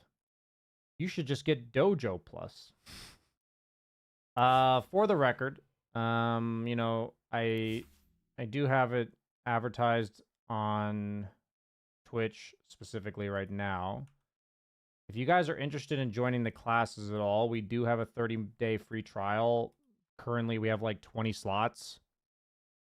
So you can type !classes on Twitch. There's like 20 slots left right now. I'll type it on YouTube as well. We do classes 3 days a week. I do 2 of them, and we have another coach helping us out, Erfan, who's a really great coach as well. But yeah. So just for the record, that's happening. Another announcement is that we do game nights in the dojo, where people come and play pubs together or go play in houses. And this week on Wednesday, I will be playing in the game night. So the game night on Wednesday starts 30 minutes before now. So like 30 minutes ago. So a little under 2 days from now. I'll be doing some playing with viewers on stream. So if you guys are all interested in that, make sure you join the Discord. That's where you'll get all the information. But I will be on stream playing with you guys. That's it for today's announcements. I am going to go give my brain a rest. So, thank you so much for watching, everybody. Have a great night. And I'll see you guys. Let me look, actually. I can just tell you. I do have coaching tomorrow. I have another VIP session, which is what you just saw. I have one of those at 4:30 tomorrow, which is like 4 hours ago. So hope to see you guys there as well. Bye, guys.